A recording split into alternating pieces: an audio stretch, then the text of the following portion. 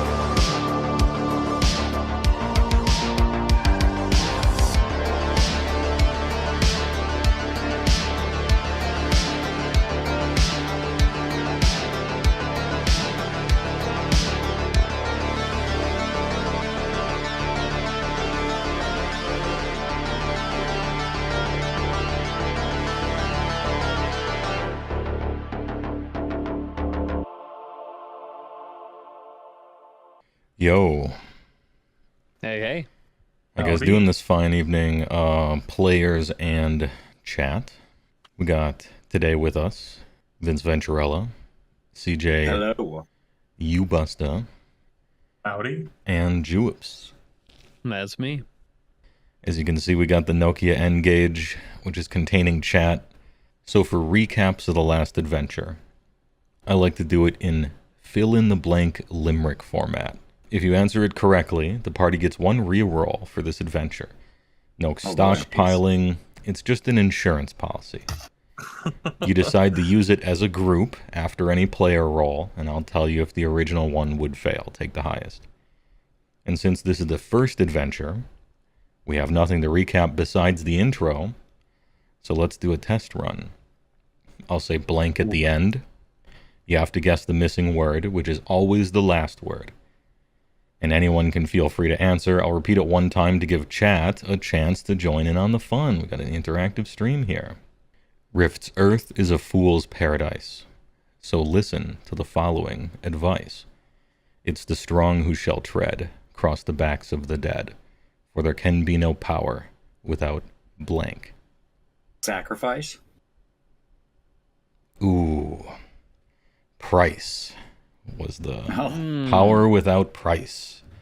We're going in blind, boys. It was a good guess. It was a good guess. Very good guess. It was a good guess. I do appreciate that at least two people in the chat thought the same thing I did. Yeah, true. One person said bread. I like your passion. Thank you for playing. Mm-hmm. And so, okay, power with a price. On that exact note, let's introduce our dramatis personae. For each character, my guideline was you are one of the leaders of an upstart free company. And there are many heroes and horrors in Rift's Earth, but you are him. If this were a video game or a movie, you would be the main character. Here, you're in a whole party of them. The A-Team.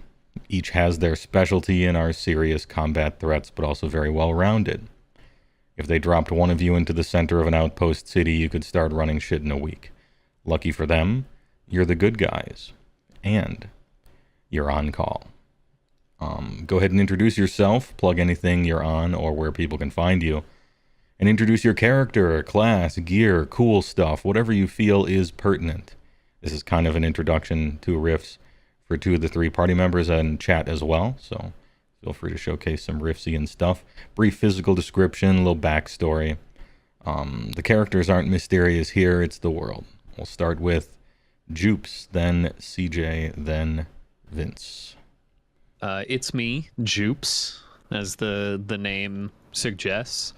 You can find me on Instagram at It's Joops, or you can find my band, Temple of the Fuzzwitch, at Temple of the Fuzzwitch on Instagram or on Spotify, Apple Music, yada yada. We just had an album come out. It's good, I promise. I am playing 7. Yes, 7, the number 7. He is a Psytech human. Think traditional psychic, except slanted towards machines. I can control machines and robotics with my mind. I can turn into a machine ghost and possess various mechanics and computers. But primarily, I use this to be a badass mech power armor pilot. You can see my customized version of Iron Wing power armor on the screen now. He's tall, lean, about 6'1", 6'2", shoulder length black hair, a bit ambiguous in terms of masculine, feminine, fey and ethereal looking. Does not look like an elf, but is kind of in that weird middle line. He was raised underground in a hidden, secret even to me facility where he was genetically modified to be the key pilot of a crashed alien technology. Think Akira, think Stranger Things. I didn't see the sun until I was more or less 16 when I escaped said facility and shot my way out, stole a set of power armor, and have been using it to do odd jobs. I spent some time in Scyscape where I developed my third eye even further. I joined the free company because they saved my life instead of taking the money and running. This is the second time I have had anything resembling a family. 7 can be kind of aloof, but also childish at times, owing to the fact that he didn't have a childhood. He's a risk taker. He likes to fly fast. Yeah, that's him. All right, sounds great. Time for CJ. Oh boy. I'm CJ Ubasta. You can find me in the HeyWoah Plus Discord talking about Laukavai. I guess getting started, my character is Orpheus Vayu, true Atlantean, one of the descendants, the lost and scattered descendants of actual real-life Atlantis that was pulled off of Earth in a dimensional rift storm long, long ago, of the clan Draco Amicus, who have found themselves a new home in a whole dimension that is a Dyson sphere. They are a shifter, which is just, it's like a cool wizard focusing on dimensional magic. A little bit of a physical description. They are about 6'6", 200 pounds, with very pale skin, marked with these cool Atlantean tattoos, because Atlanteans, of course, nothing is just normal.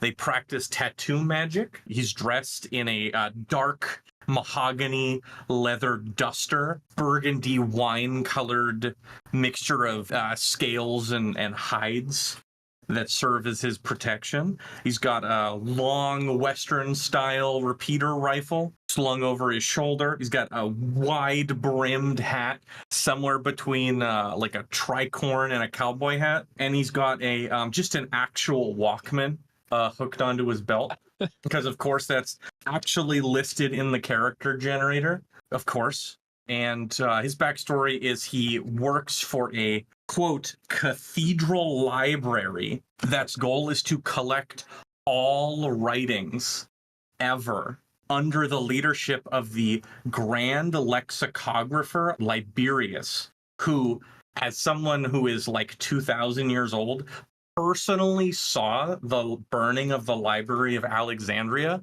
and with one tear in his eyes said never again. He's currently on Rift's Earth because he proved himself by finding books that were thought lost that had already been added into a tome marking destroyed writings, and he found it, and there was much rejoicing, and has been given assignment on Rift's Earth, which is incredibly dangerous. And so you must prove yourself to be allowed there, on the hunt for more books to prove himself, to rise up in the ranks of the Tome Seekers. and find specifically the partner book to that lost book, which is the Configuration of the Fate of Heaven Beneath the 12, which is a real-life book, maybe. All right, next up is Vince.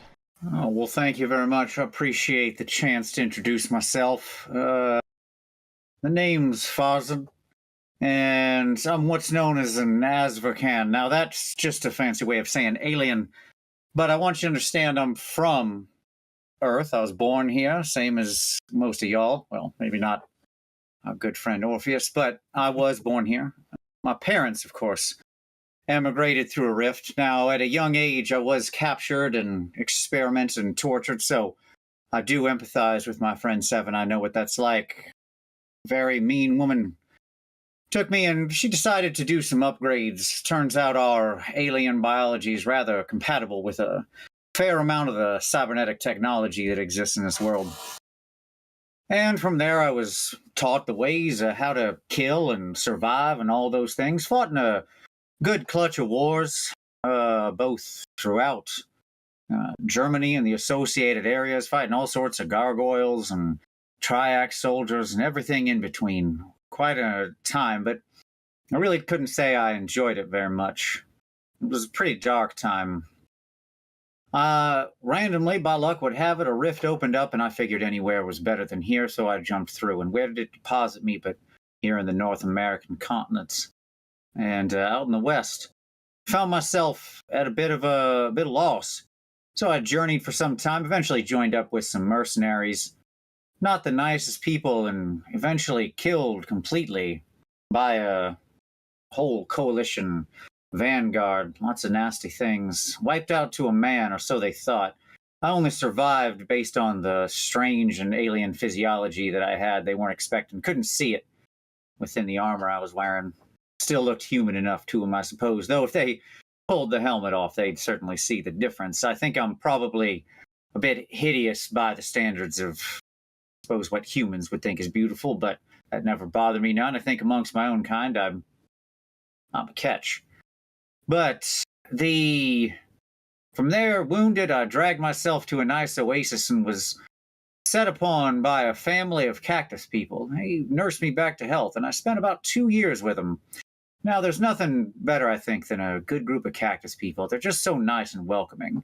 Maybe it's the fact they're full of delicious water, but when you are a thing that is prey to most everything that wants to drink water, I suppose you got to learn to be a little nice. So they nursed me back to health, and I got to say, they changed a lot of my outlook on life. And since then, I've been trying very hard to turn over a new leaf. That is to say, at least not kill as many people. I figure that's a good place to start.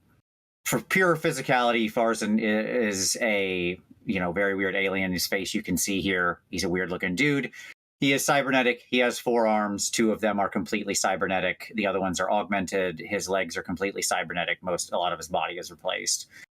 He wields 2 big katanas and 2 big plasma pistols because that is the coolest thing ever. I am not magic. I am not psychic. I am not any of those things. I just have neat toys. That's me. All right, sounds good. Hey, and where can people find you? Oh, yeah, sure. I'm Vince Venturella. You can find me everywhere Vince Venturellas are sold under Vince Venturella. Also, check out Warhammer Weekly and Hobby Cheating and everything on my channel, which is just Vince Venturella because I am a very creative person in life. Oh, and a note on your character's appearance. Look, all God's children are beautiful, all right? That's right. My physical beauty stat would say otherwise, but I agree with your point. Yeah, that's probably the case. So the party is an upstart free company, a newly formed /unknown rank D. The ranks go up because numbers going up is fun. There is a rank F, but you don't start there. You have to be demoted there. What is the name of your mercenary company, everyone? Oh, no. Wait, which one did we pick? I remember what I think you picked. I was just giving you an opportunity. I could say it if you'd like. Yep. I believe you picked Better Off Dead. Oh, there you go. Okay, Sounds I like right. that. Yes, There you go. I believe that's the one we So picked. that would be capital BOD with periods in between. The Because we got to bod. keep it the bod to keep it professional. And as a rank D, newly formed, but have done several missions so far, past year or two together, you have landed yourself, as per the unbelievably extensive mercenary rules in 3 different ones of the books, some support staff, which are non-combatants, just NPCs that you guys kind of have along with you. Don't worry, this is not the dreaded DMPC. The first one is a medic. She is Bianca de los Santos, level 3 Psi medic. I would do a big old description, but it's just Tate Takemi except Puerto Rican. Ooh. Oh. And she's got all the medical doctor, all the pharmaceutical chemistry, xeneology for Farzen, because you're going to need that for some Zoidbergian kind of medics on some of those DBs. And just a ton of psychic powers to help her out in case you need a medic. Parenthetical, you will. And the other one is a driver / smuggler. And that would be a finger-tooth carpetbagger. We have to bring one in. Montgomery Merriweather, level 4, finger-tooth carpetbagger smuggler. He's a jovial kind of huckster, carnival barker looking guy. He means well. He's always trying to get a deal, but he is fiercely loyal. And he is a surprisingly excellent pilot. With combat driving, a million rogue skills to help you out on smuggling and finding fences and stuff. And most importantly, he joins the party having just gone completely broke, buying himself a Mountaineer ATV XL from a Rifter, which is just a bigger version of a Mountaineer ATV, so you guys have a little bit of a mobile command center.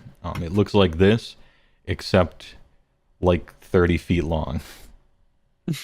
It is essentially a semi-truck with monster truck wheels and a top sleeping compartment. It's got 2 cargo bays, a side bay, a crew sleeper, tow 20 tons behind it, and carry an additional 40 tons in it, and still drive 65 miles an hour, which I question, but that's what the rules say. Over uneven ground. Yeah, and there aren't really too many roads in Rift's Earth, so, I mean, look, it works, somehow it works. Because we're in the New West, it has, of course, black electric tape crosses on the headlights so that it shines crosses, just in case of vampires. Don't laugh, it actually works.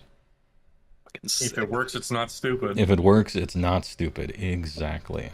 Please settle in for a long-ass intro cutscene, because this is a show, and I'm doing it kind of like a radio play, so get comfortable. Intro cutscene. Exterior low Earth orbit night. In the shadow of Rift's Earth, an exciting but silent space battle ensues between a dozen fighter ships and an ancient satellite, whose razor beam rips across silver hulls, tearing them open like a pull saw. First a dozen, now 10, now only 6 ships race around debris, always staying in formation, protecting the central fighter. Their counter salvos seem to have little effect as they lose ship after ship until only one remains, slashed and trailing fluids. The pilot ejects at the last moment as their ship is finished off by the beam. They drift for the final few meters, helmet cracked and tubes spewing air, but now inside the weapon's dead zone. In a last heroic moment, they jam a metal spike into the side of the main silo of the satellite, and then they drift lifelessly away. 3 weeks later, interior Mountaineer ATV, high noon. Thunderous engines roar outside, muffled by the interior cabin. Monty has it on cruise control with his bare feet up on the dash, trying to clip a cigar and steer at the same time. Cases of railgun rounds clank together and crates of mini-missiles rattle. A jury-rigged coat rack of Eclipse charge off the Mountaineer's solid oxide core. The smell of someone's ramen in the microwave fills the crew compartment. Bianca's at her fold-out desk writing notes about analytical chemistry or something. A grizzled and somewhat robotic voice comes in over your intercom. That of Hard Jobman. An experienced and quasi-famous merc fixer from the old days. Physical description unknown.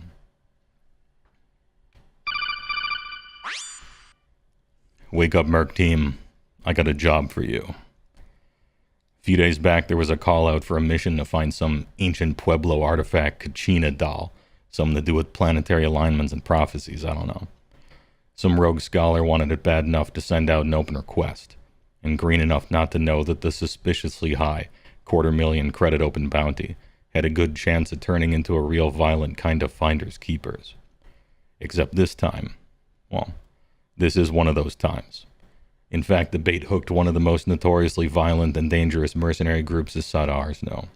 The villainous terrorist squad for hire, known as Damage Incorporated. It's a strange job for them to take. Their MO is more along the lines of getting paid to commit war crimes. I guess they just happen to be in the area. Lucky you. Their reputation is so bad that it had a mollifying effect on the number of rats after this particular cheese, even though they themselves are wanted dead or alive for 700k. Preferably dead. An enterprising third party might be able to kill 2 birds with 1 stone here, collect the artifact, and the bounty. Problem is, they got the whole squad of power troop men-at-arms, in addition to their leadership, which includes a mega juicer, an ultra crazy, and a fucking warlock high level. Talk about a suicide mission. Only 2 other groups were made of stern enough stuff to shrug off the hesitation and go for it anyway. Unfortunately, that stern stuff they were made of has since been painted across the desert from here to Interstate 40. Admittedly, they didn't quite grasp how serious Damage Inc. was. Those psychos could probably take on a platoon of coalition soldiers in an open field and win. The reason I think this is because that is what they have done 2 days ago, as well as light the small town those CS were quartering on fire. However, my contact tells me that you guys aren't fucking around either. I've seen your dossiers, and although there are higher ranking free companies in the area, none of them have a spec sheet like yours, and most of them have suspiciously set their status to vacation mode after hearing about Damage Inc. taking the job. Regardless, my contact assures me that although your rank is low, you are actually that good. Well, here's your chance to prove it. I will send you the coordinates for the artifact's exact location, and the detailed spec sheet for every leader at Damage Inc., much better than the redacted ones you would find in the Merc database. And for that, we will split both jobs 60-40 your way. I believe in you, but not enough for an advance. I have so far lost 2 advances on I-40, as I mentioned previously, and I'm not trying to lose a third. Good luck. Jobman out. The message blinks off, and a new job is added to your queue. You wave a thanks at the in-betweener on a dirt bike in the distance, and change course. The landmarks you have seen along your way have not been confidence boosters. Damage Inc. has essentially murdered their way to their target, leaving corpses and shredded vehicles in their wake. It's grim, but at least they are not hard to track. Finoti pilgrims dead and robbed, Sayak's alien merchant convoy dead and robbed, and finally Pleasant Springs. Well, not so pleasant anymore. A microtown consisting of a couple of ranch houses, sheriff building, general store, gas station, and Pueblo gift shop. Most of it was still on fire by the time you got there. Lots of civilian casualties, no sign of survivors. A bunch of dead mercs and blasted vehicles. 30-some dead CS and their 3 Mark 9 exploratory personnel carriers. Looked like they were melted from the inside out. I wonder what all those CS were doing in the middle of actual nowhere, near a magic artifact from before the coming of the rifts. Oh well, must be a coincidence. Still, you made good time catching up to your target because they lost their rides and their lesser men-at-arms in the engagement of the coalition, so they're down to only 3 leaders on foot, and you've been gunning it in an ATV. It is with the farmhouse flames still fresh in your mind that you find yourselves at the mouth of a massive orange canyon that the mountaineer couldn't quite fit in. The walls stretch hundreds of feet up on both sides, and as a straight shot half a mile in, you can see the circular loop of an Arizona rock formation filled with the swirling and sputtering magical energy of an open rift. You are on a ley line. The trail leads inside. This is it. Alright, you can do whatever you want. Apologies for the super god modding, but first adventure, we're keeping it tight. All good. Feel free to prepare, buff up, look around, check those spec sheets Jobman gave you, or even actively remember what happened along the way, and we will roleplay out what you did and found all the way up, if you'd like to go hunting for clues. Not that there's a mystery or clues to find in this adventure. Everything is exactly as it seems, obviously. What do you do? I would like to look over the spec sheets that Hard Jobman sent us. All right. Seems like a reasonable place to start. Seems like a, better knowledge is more prepared. True. All right, let me scroll there. Okay, the spec sheets. Jobman's damaging spec sheets are basically the character sheets. It uses in-world RP words and numbers, so pretend we're doing that, but to cut to the chase, ask me for any attribute, stat, maybe ability, and gear, and I'll probably tell you Jobman has great info. So we're dealing with you said a mega juicer? Like how into their prime are they? And or how close to exploding? It just might be kind of closing in. Okay. So they're on last call. And then we've got an ultra crazy, which is great. So that's fine. So less than the mega juicer, but still incredibly dangerous in its own right. I got a fair amount of experience with these crazy types. The woman who captured me had a real penchant for creating that kind of thing, pushed that technology farther than most. I was lucky that she didn't happen to install any of that nonsense in me. But there's nothing to be trifled with for sure. Mm-hmm. Fast and deadly. What do they fight with? I guess that would be the relevant question. What does the mega juicer fight with? What's the crazy fight with? For Papa Pill, who is the ultra crazy, he has signature weapons, so they're in the database. He likes twin pistols, TX6 heavy revolvers. And word is he is capable of making a psi sword. And he is very good with it. Good to know. And then the mega juicer? So for weapons, the page just keeps scrolling. It looks like he'll use anything he can get his hands on. However, a particular favorite of his, you know it, I know it, everybody knows it, the JA-12. Great. And for, the Mega Juicer's name in the database is Kodiak Johnson. And the Fire Warlock is Serpica Killatrix. She's a live orc, which is a lizard race serpent DB. I see here it says Fire Warlock. Yes, Fire Warlock, that is true.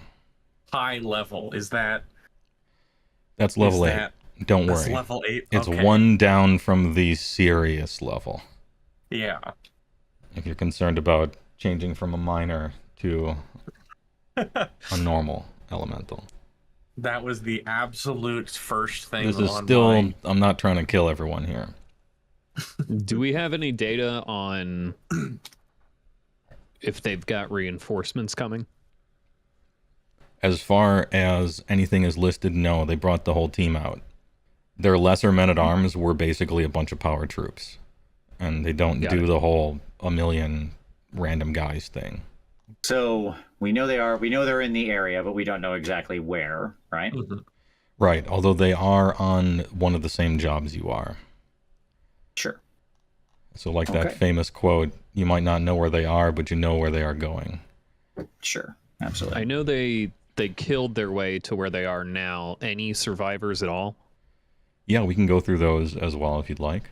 Yeah, I'd say we jump out of the ATV, and just like inspect the area. This is like the site of the battle, right? So I'd like to look around and actually see For stuff. sure.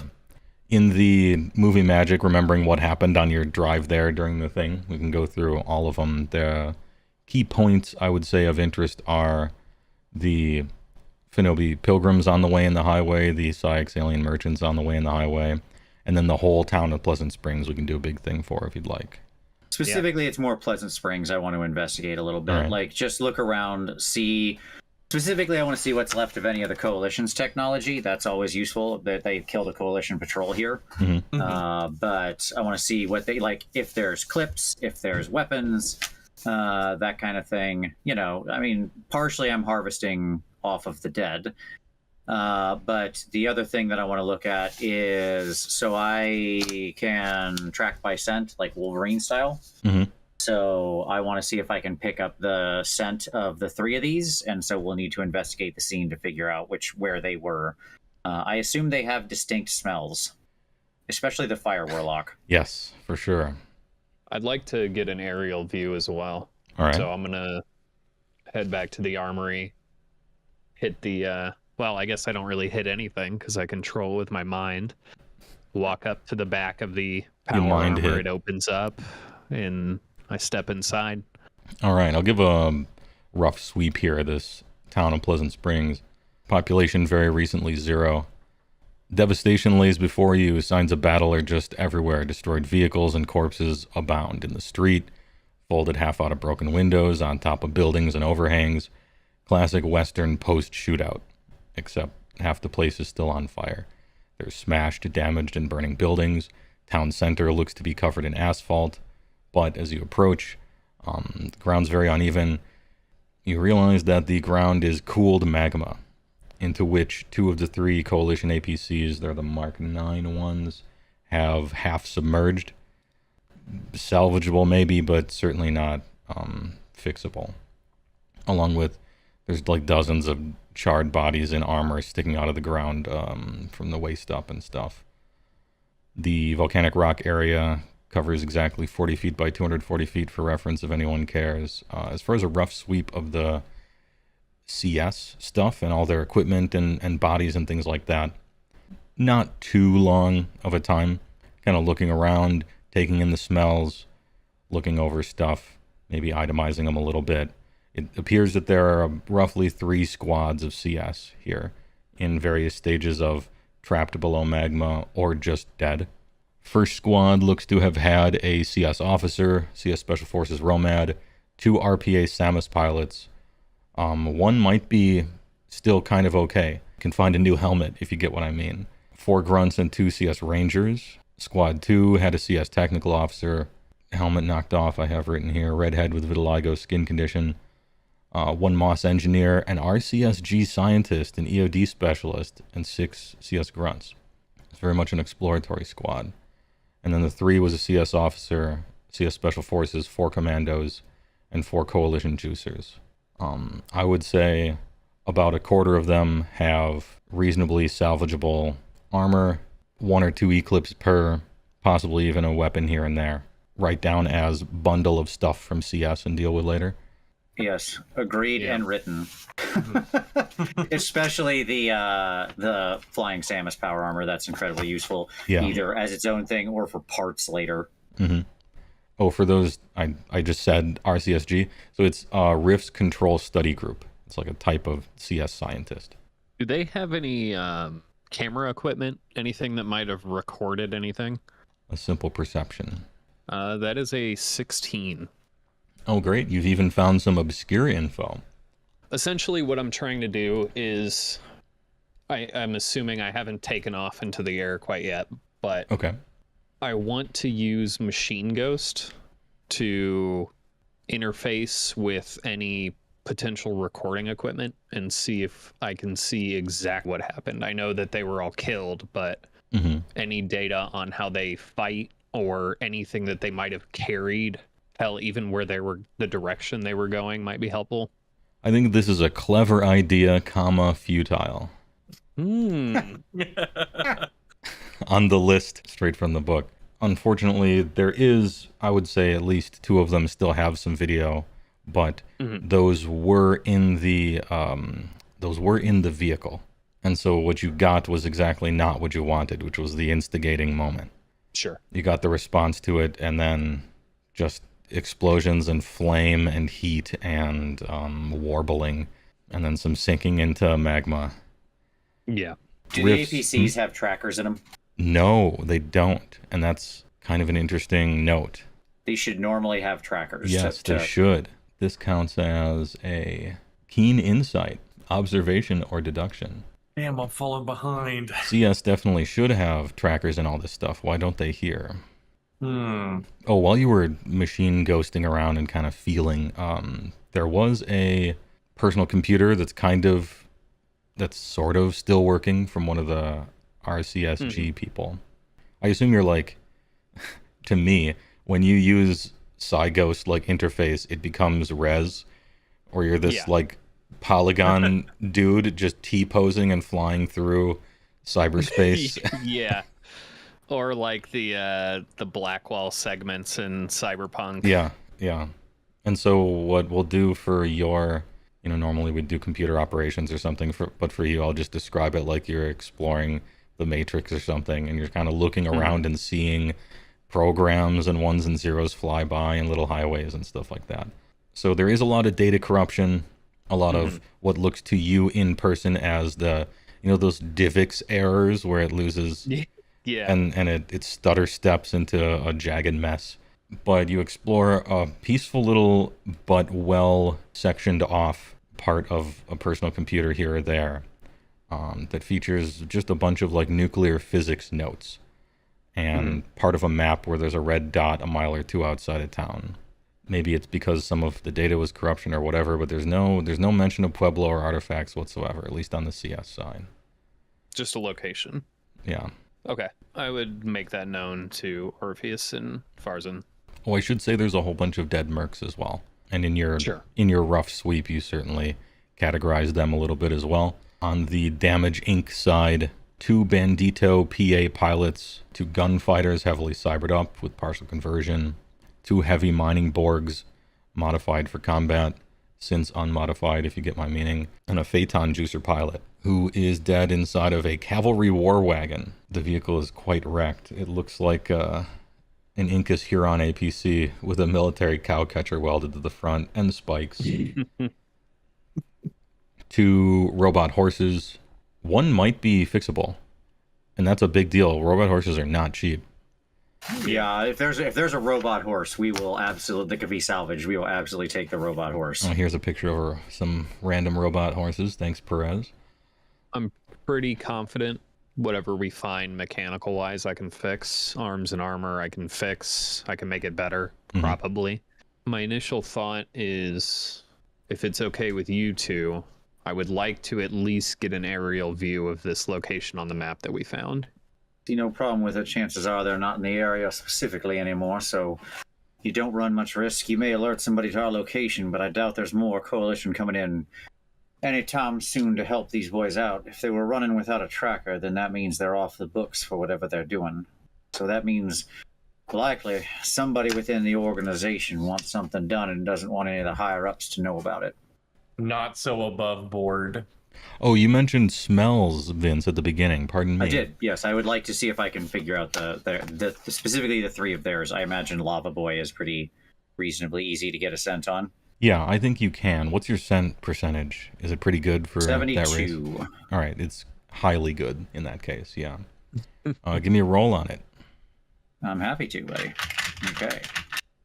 Get them dice red. Here we go. Click clack. That is a 32%, my dog. Hey, all right, that's a pass. I think you can pick out them, especially because the umbrella under which all of the mercs and all of the CS, like it's a hard divide between those two things specifically.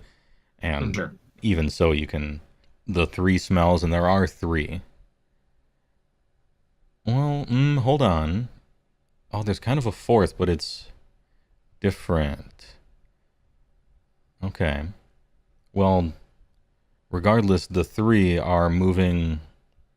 You kind of look and point at the direction of it. This is sort of in the past, remembering this, in your lead up to the... And it goes right there, which is also the red dot on that map. Bunch of civilians that I haven't mentioned. It's just horrific. But yeah, a bunch of people are dead. It's very sad. Oh, 2 combat dune buggies also kitted out with spikes because it's New West. This fight looked like everyone just presses the mini missiles buttons from T=0. Neither side, the coalition nor the mercenaries, seemed to give a single fuck about collateral damage in this particular town.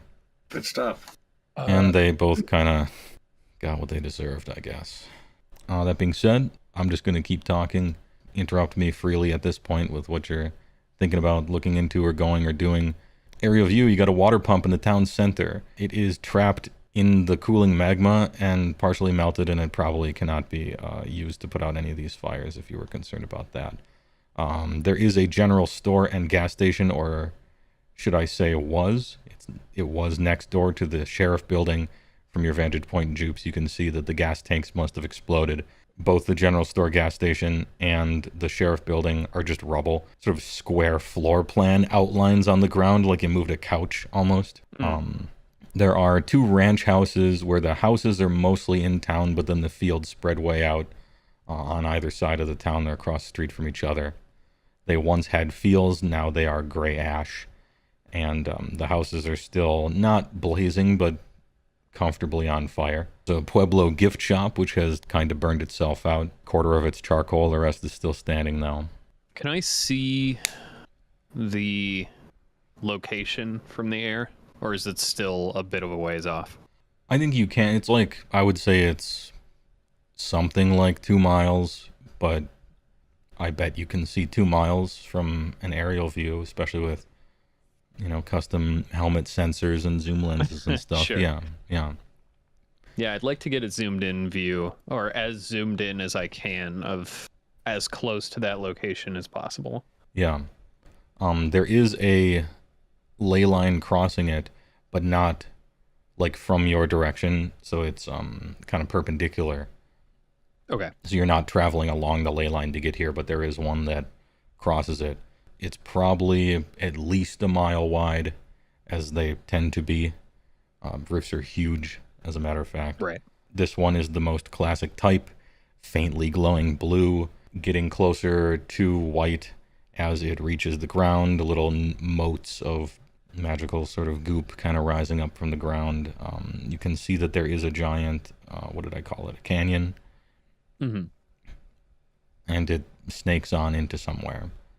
From this point at this time, you probably can't see the rift inside of it. Sure. In fact, you almost certainly can't. But in the future, you could. Is there a way to transmit that video back to the APC? Yes. APC's got a like decently big radio thing in it, which you guys are going to be covered by and can use. I want to transmit that and get Orpheus on the radio. Does this look above board? I mean, I know it's a rift, but I don't know anything about them. Yeah, I think you have a pocket computer, right? Yes, I do. Everybody's got radios and pocket computers and such.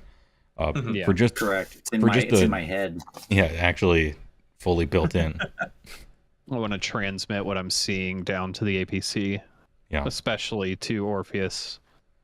Yeah, I can try and advise on matters dimensional and magical. Mm-hmm. Yeah, go ahead. Is there any particular? I'm pretty sure there's a lore magic. There's a lore magic and a lore dimensions. I wasn't sure if it would cover that, but I can do lore magic. Both of them are great. I would say magic probably. Dimensions is a little more like not necessarily just ley lines, right? It's more about what happens through them. That makes If you didn't have sense. one of them, you would be able to roll one of them anyway. So. Mm-hmm. Well, I got a 67, so let's see what I roll. 39. Great success. All right, big success. So you relay to Seven and probably Farzen. Basically anything they would really want to know about the nature of ley lines and to a lesser degree rifts. You give them all that trivia. Is there a particular thing you were trying to get a yes or no question to, or just a general sense? A general sense, and I mean, I know that rifts are inherently dangerous, but I want to make sure that we're not going to be vaporized the second we walk into this area. The only real danger of a ley line is the chance of rifts. Mm-hmm. And also that they attract creatures that feed off PPE or want it, or, you know, dangerous creatures and stuff. But there's no, like, you're not, like, taking damage when you walk into it or, you know, any such thing like that. We're getting this aerial view from Seven's camera. Can I see just any possible marker that there could be a ley line storm brewing on this bad boy? Sure, yeah. You could do a little bit of a weatherman thing with this one. Okay. This one is probably, I will say, dimensions. Well, perfect. I got a 77 in that, so did not get it with an 80.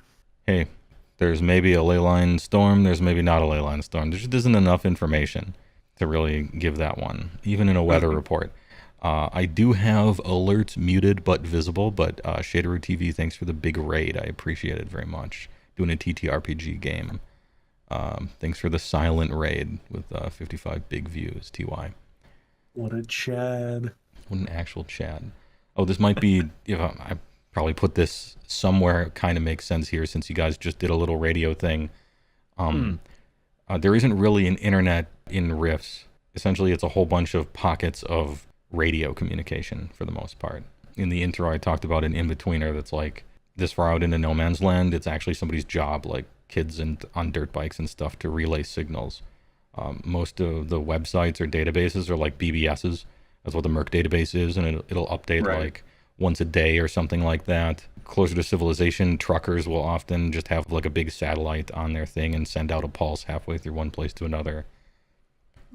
Closer yet to civilization, if there's water, a lot of times little cities pop up. They're called repeater towns, and they have a giant satellite. They act as essentially a repeater. And then like the biggest and safest areas might have telephone poles and internet, but CS.net is about as restricted as North Korea's internet is today. But they got a budding hacker community. Anyway, so it's all radio stuff and short range stuff and kind of on a delay. But that means that from your truck and everybody's computers and radios and stuff, you can send each other videos and pictures and files and just all the rest. No big deal. There were two full conversion borgs here, right? Yes, mining borgs. That guy said. Yeah, okay. Were there was their brainstem blown in the fight? Yeah. They were they're dead. Those two were professionally finished off. Got it. So you might imagine perhaps by one of the special forces or something. It was like in Astartes, right? Like right along the back. Yep. Absolutely. So yeah, they can't, like, there's no pulling out them. They're dead actually. Yeah, it's rather hard to kill a full conversion board usually unless you know what you're doing. Yes. Did they also pop their head computer? Like the computer still has its own drive. True. Is that drive still active? Like if I can connect to it real quick and see, go ahead. I can just connect my own drive to theirs. This is a good idea. Yeah. I will simply plug in my jack into their jack. We'll plug in jacks. We'll share jacks. So what exactly are you looking for here? So what I'm gonna dig around in the files for, in his mind files, are basically any information that could be useful to us about either A, the thing we are going after, or B, the three people that he worked for and information. And also, side note, C, what is the fourth thing? There's a fourth scent, so meaning there's something else or someone else here that I can't identify. Correct. So I would like to know what that is. So those are my three things. I can make various computer systems checks if you would like. Sure. Give me a computer op if you got it, or something similar. I would love to. I do have it. I have that very thing. Okay. That is a 27. Nice. My computer ops is 64%. All right. And we're going to just do both of them in a big group. That's fine. For this whole operation here. On the first one, the doll. The lesser men-at-arms, even though they're not really leather power soldiers, I understand. They were on very much a need-to-know basis, but even more than that, he personally, these two, didn't give a fuck what the actual thing they have to get, anything having to do with it. He's here to blast. Sure. Got it. And so there isn't much information on that thing. Okay. You get the impression that Damage Incorporated, much like their name, is just kind of looking for an excuse at all times.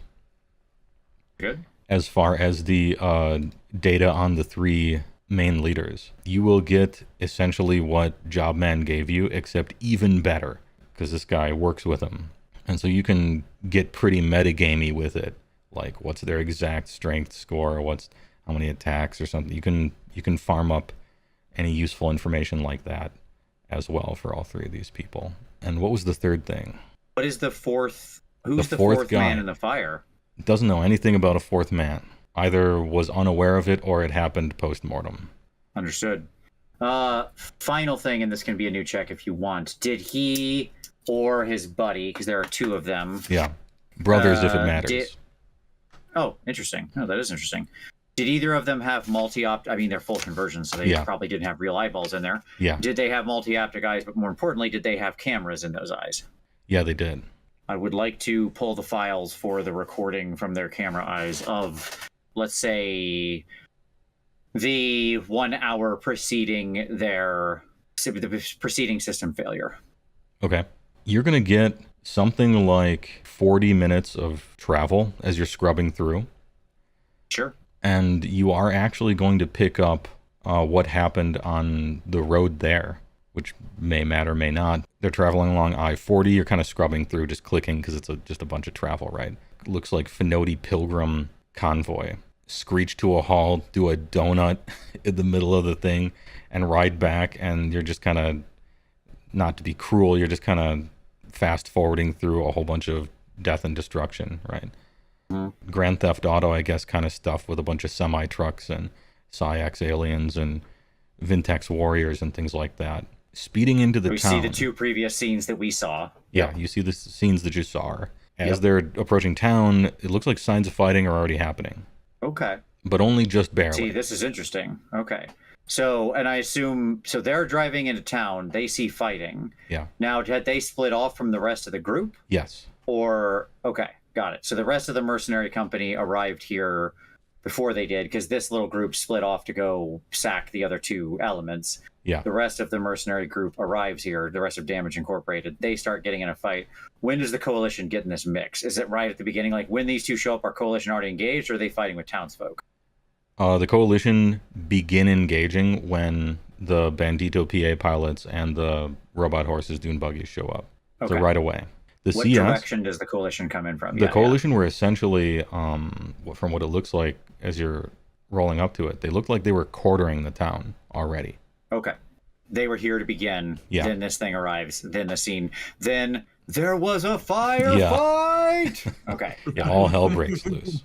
And as you're scrubbing through it, I don't know, Let the Bodies Hit the Floor is in his like personal Walkman recorder just playing. Oh, sure. Yeah. It looks like a Dragon Ball Z music video from 2002.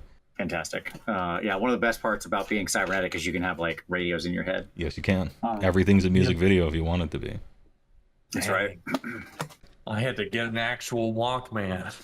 I just piped that shit into my helmet. Seven, I've got a file I'm going to send your way. Pulled it out of the heads of the full conversion borgs down here. I think it might be a bit of what you're looking for. Sort of explains the situation that led up to this moment, as it were. Well, it seems that we should probably tap that water tower. Make sure that all the fresh H2O we need.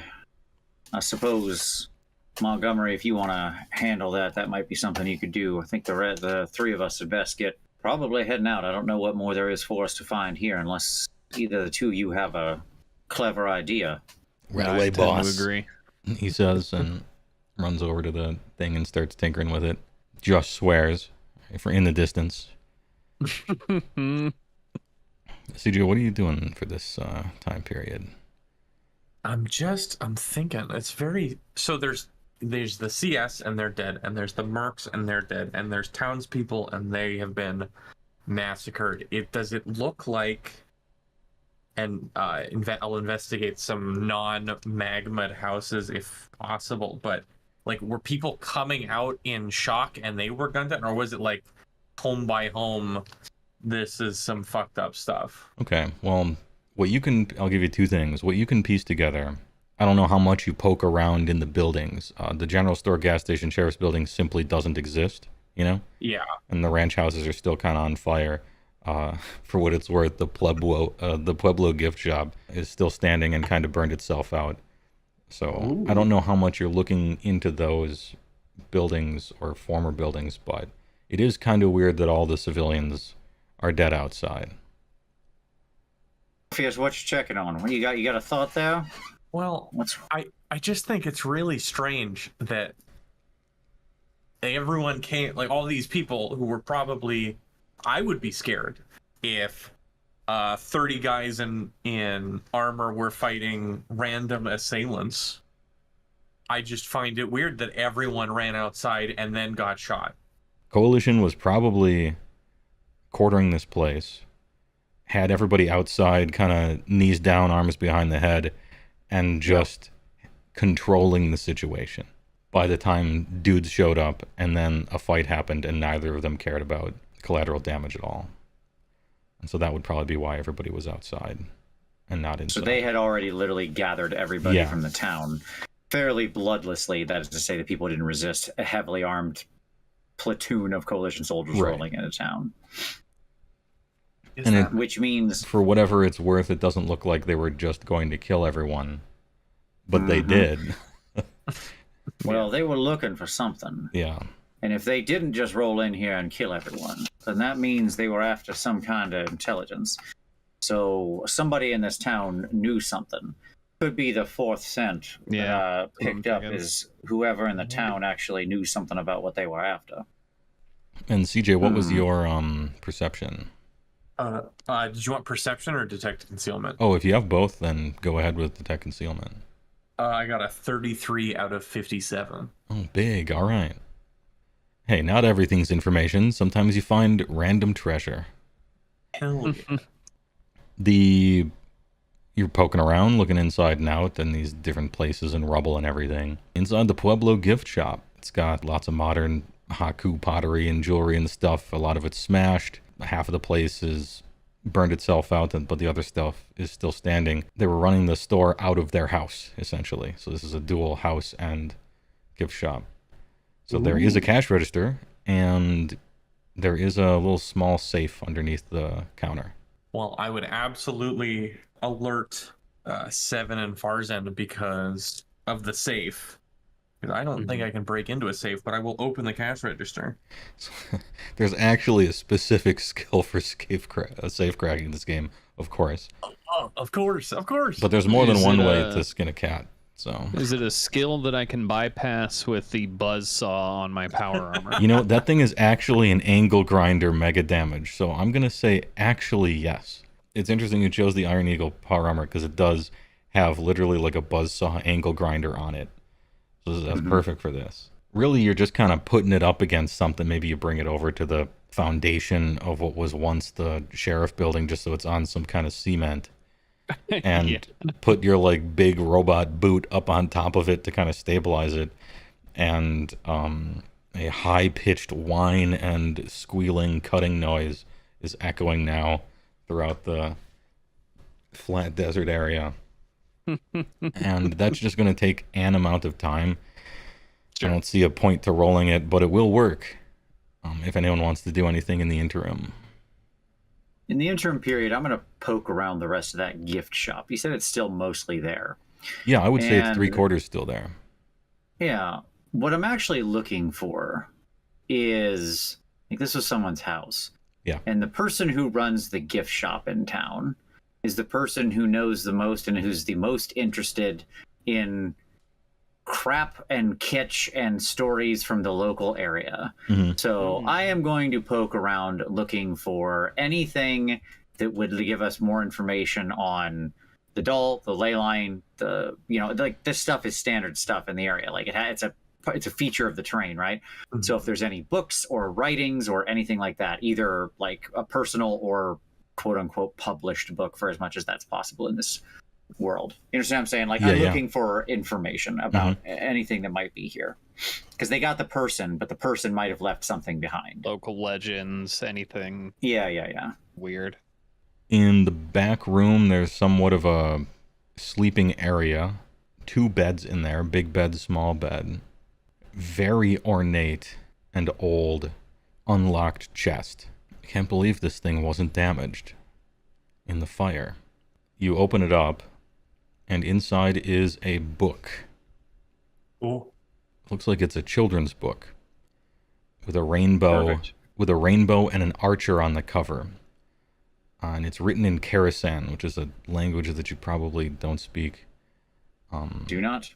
But I do not. There are English words on the cover, and it says author Simon Ortiz, illustration Michael Lacapa. And if you want to phonetically sound out the name of it, it's Rawa Kashtiatsi Hiani. Did it have a name I could read in English? let's see. Do we have a universal do we have somebody in this party that can translate or perhaps comprehend any languages? Like, say, with a magic spell. I actually can't remember if CJ chose that or not, or if it comes to That's fine. I can understand, and understanding of written languages is not provided by this magic. No, I can't read all languages. Can only Can hear. read. Okay. I can only hear and speak. Oh, but you know what Okay. you know what you do have, CJ, Hmm. and we didn't like explicitly talk about this, but it seems like it would make sense. You probably have somewhat of a database from your book librarium cathedral dimension thing to just check, and it's probably if you can't update it, it's an old version, right? But to probably check to see at least if place has it, place doesn't. Yeah. That was going to be a question. I would like to check that if a roll is required for some reason. No, it's the computer doing it, and it's either there or it isn't. You look it up. Actually, yes. Okay, so the name of this book is The Good Rainbow Road. It's a children's book. A lot of things in Rift's Earth, especially ones this old, this book is ancient. It is not in the database. Ooh. It isn't thought destroyed or anything, like, don't freak out, but it's another arrow in the quiver of a book that can be collected for the Tome Seekers. Mhm. Well, if it's all right with you, Farzen, I could just reach over to that book and start putting it in my backpack. Doesn't necessarily have like campaign notes in it, but there is a translation of it on your little thing, and you can read it, and it's a nice little story. I didn't prepare the entire story of the children's book, but it's a nice little fun thing. And at just about that exact time, clunk, the safe door falls off after having just buzzed through both of the bolts on it, and it's kind of glowing a little bit, pretty hot, but there's something in here, and that's very interesting when you look inside. Can one of you guys who isn't currently 8 feet tall take a look in there? I'm afraid that Your I hand might not fit in. Yeah, it is a smaller I might safe. not be able to get whatever's in here out. Okay, there's like papers and a deed to the house and some trinkets and knickknacks and a ring. But what's also in here is a Kachina doll. And that's curious because you're not where the mark on the map says.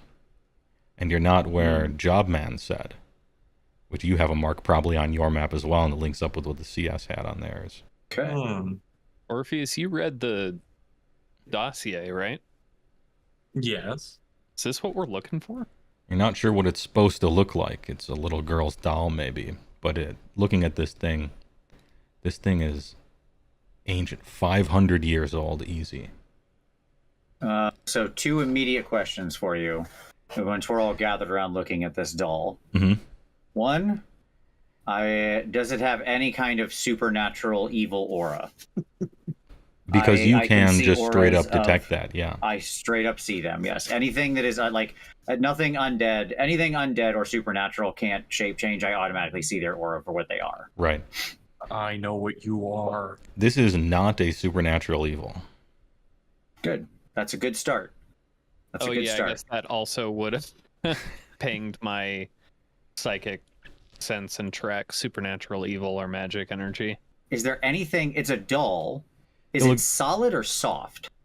You know what I'm saying? Like, is it full of stuff Yeah, in it, or is yeah. it full of, like, is it hard-bodied? It's soft. And some of the outer shell has like hardness to it, I guess. Looks like a children's doll. Is there anything But it's 500 inside years it? old and it's remarkably well preserved. Yeah. There's nothing inside it, right? Like, I'm not going to destroy it, but I Sure. will. I still have hands. Yeah. If I squeeze it with my hands gently, does Mm-hmm. it just feel like stuffing inside all the way around? Yeah, you know, it's a pleasant squeeze. Very nice. This is I nice. love a Like pleasant a squeeze. child could sleep with this and it would be a nice little toy. Okay. Nothing unusual about the clothing or anything like that. It's just very old and very well preserved Yeah. doll. Yeah, it's got strange footwear that must have been the style at the time. Maybe in the ancient pre-apocalypse, people wore shoes like this, Crocs or something. Crocs. That must be These powerful. shoes seem highly highly ineffectual at what their job is. Look at all the sand and dirt that would get right in those holes. Doesn't make any sense at all. Just be tearing your feet up. Maybe it's It a must be religious kind of thing. luxury, or it's a religious thing. To Very not well See, could I be. see it. I see it. Is this a doll's? I will say, I'm going to get myself one of these Pueblo keychains for the ATV. I do enjoy this. Nice, yeah. It's like a nice piece of jade. Look at that. That's just a beautiful piece Beautiful. right there. Yeah, it's a coma. That's good stuff. Yeah. Nice designs. Montgomery, this is for you. You can put the keys for the ATV on that. Might as well take this trunk as well. This is quite a nice piece of craftsmanship here. Look at the carpentry. You got to be impressed. I mean, the joints are on the inside. That's not easy to get into. That's a rather nice piece of work. Not Yeah, all the mega damage corners or are anything, but still dovetail. good. They knew what they were doing. This is the work of somebody who enjoys their carpentry. I appreciate that. We'll take that. Monty thanks you, puts it suppose- next to the dice. We have the doll. That should probably stay here on the ATV. I suppose worst case, Montgomery can take it back. In worst case, we just have a doll. If it's not the Absolutely one do we're not want to take that into. I assume. I mean, as much as I love investigating, I assume you guys want to go in there, right? I think that's our next step. Yes.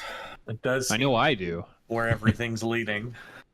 All right. Well, give me a moment. I should probably put on my proper attire if we're going to go into something this dangerous. Out here in this light armor is just not. It's not going to suit for what we're doing, especially where we're going. Oh, I hear that. I go into the armory and I'm loading up like full mini missiles, rack of grenades, and the grenade launchers. Are you going with plasma or AP? You know, as a matter of fact, I am going with plasma. All right, fine choice. I would think say we're- probably after load up, like we would snap back to reality. All right, sounds good. That's right. The little Henya children's doll is in the ATV. Correct. Yeah. Which will leave outside the rift, obviously. Yeah. All right. I'm not gonna lie, Farzen, that thing creeps me the hell out. I think It's a there's disturbing something- thing, but it does seem to be just a doll. I wouldn't be too scared of it. There are much scarier things in this world than a small, tiny stuffed doll. Even Oh, one man, wearing man, Crocs. What a fearsome set of footwear. Is there something, CJ, you're thinking about something?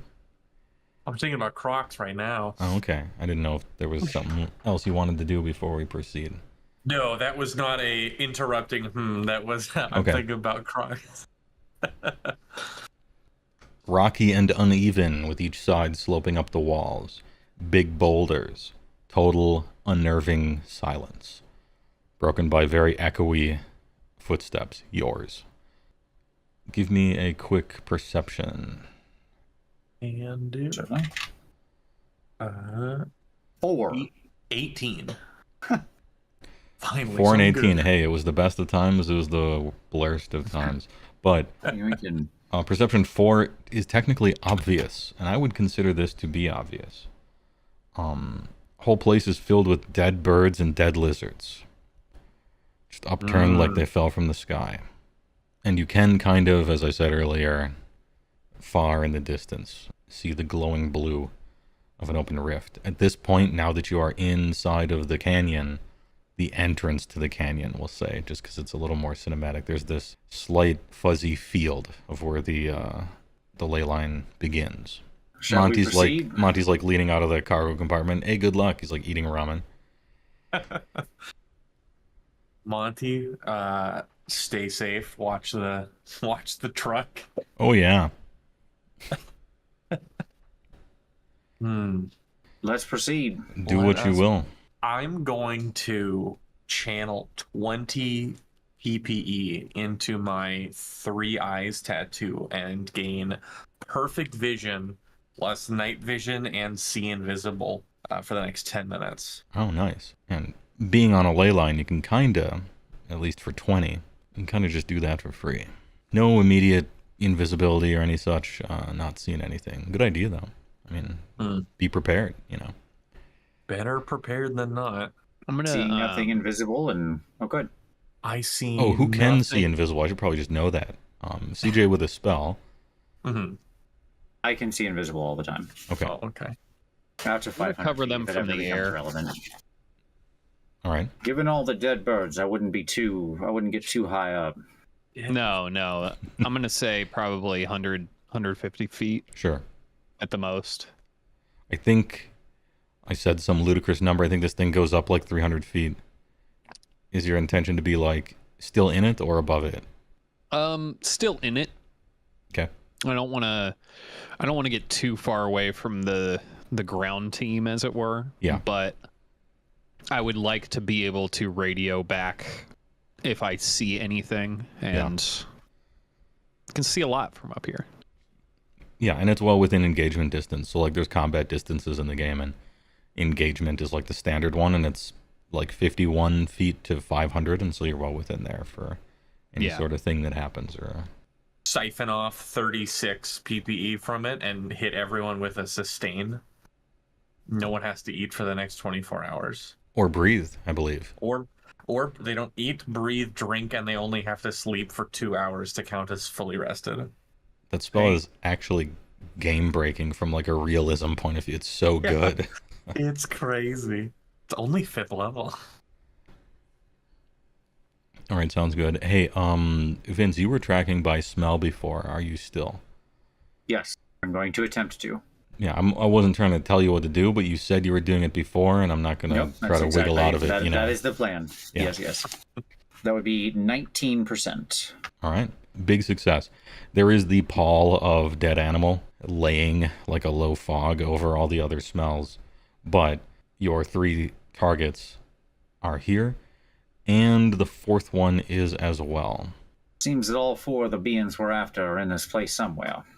I can, so like I have to take my helmet off to do that, right? Okay. Because obviously I'm fully environmentally sealed. So I Yeah. get down, smell, pick it up, try to get a directionality to it, like follow it for a few feet, and then once I'm sure I've got a direction, I'm gonna put the helmet back on. Okay. I don't want to get shot in the face. Right. All right, so we're moving up, and from Joops' vantage point, no immediate enemies or any weirdness, any such thing like that. Yeah, nothing on radar. That thing, I'm like, radar is just kind of always happening. I assume it's on like a little heads-up display or a little Yeah, picture-in-picture thing, and so if there is I've a got radar thing, I'll probably tell you. Halo style in the bottom Yeah. corner. If I might just jump in real quick, as we're tracking, like I know 7's up in the air, but Orpheus, you're down on the ground with me, right? Yeah, I'm right behind you. Okay. Do you have prowl? What do you My got? prowl is 52% in this particular armor. I rolled a 41. Okay. I got a 34 out of 54. All right, sounds good. Successfully prowling in that you are, instead of failing to outright. Although I should note that in this game, there's failing to prowl and succeeding to prowl, and then there's like an opposed check to try to spot somebody who is. And that happens later when the detection person ends up looking at you. Okay. If possible, since we're clearly attempting to enter Metal Gear stealth mode, Sure. I would like to try and scythe 10 PPE from the ley line and cast Shadow Meld. I consider this a clever idea. How clever? Futile or useful? Unknown as of yet. We'll see. Oh, okay. You get points for doing something daring and heroic, but only if it was successful. Like the cosmos simply knows, and it gives you XP. It's pretty outcome based. The world, I guess. Very utilitarian world. Yeah. Closing in on halfway to the rift, which is slowly largening in your view, and suddenly it is noticed by Farzen, who is tracking by scent, that now there is only, at this point right now, maybe you just noticed it now, maybe it happened right now, there's only 3. There's only the 3 now, after you passed a certain point. Okay.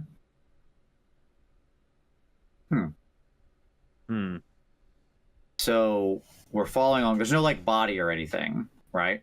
Right. Okay. And it's a straight shot. There's no like spider web, side passages or anything like that. It's a ravine or a canyon, I guess. Is that fourth smell kind of weak? Well, it got stronger the closer you got to where you are now, and now it's And then it just fades. kind of quickly as you walk. All right. Orpheus, I don't know, this might sound like a crazy question, but magic isn't really a thing I know much of anything about. Of course. This fire warlock, might he have taken a body part, innards, a brain, something like that from someone in the village and been having some kind of spell that was running on it that was directing them to a point, and then eventually he just burned it up, ran out, something like that? Could I make a lore magic check to see if I know that's something a fire warlock could For do? sure. Yeah. And because you specifically said something a fire warlock can do, I consider that good judgment. Ooh. Real quick, I want to adjust my altitude so that I am just under the lip of the canyon, but still not on the ground. Sure. If you were to give a little periscope, of the lip of the canyon back and forth, Yeah. maybe you're slightly surprised, but also kind of relieved. There isn't, nothing up there. No giant ambush party in the perfect place for an ambush, right? A canyon. Yeah. Well, the idea was to splash them with a Tano circus, had that been the case. Yeah. A ton of circus. Joops, give me a perception, and CJ, give me a lore magic.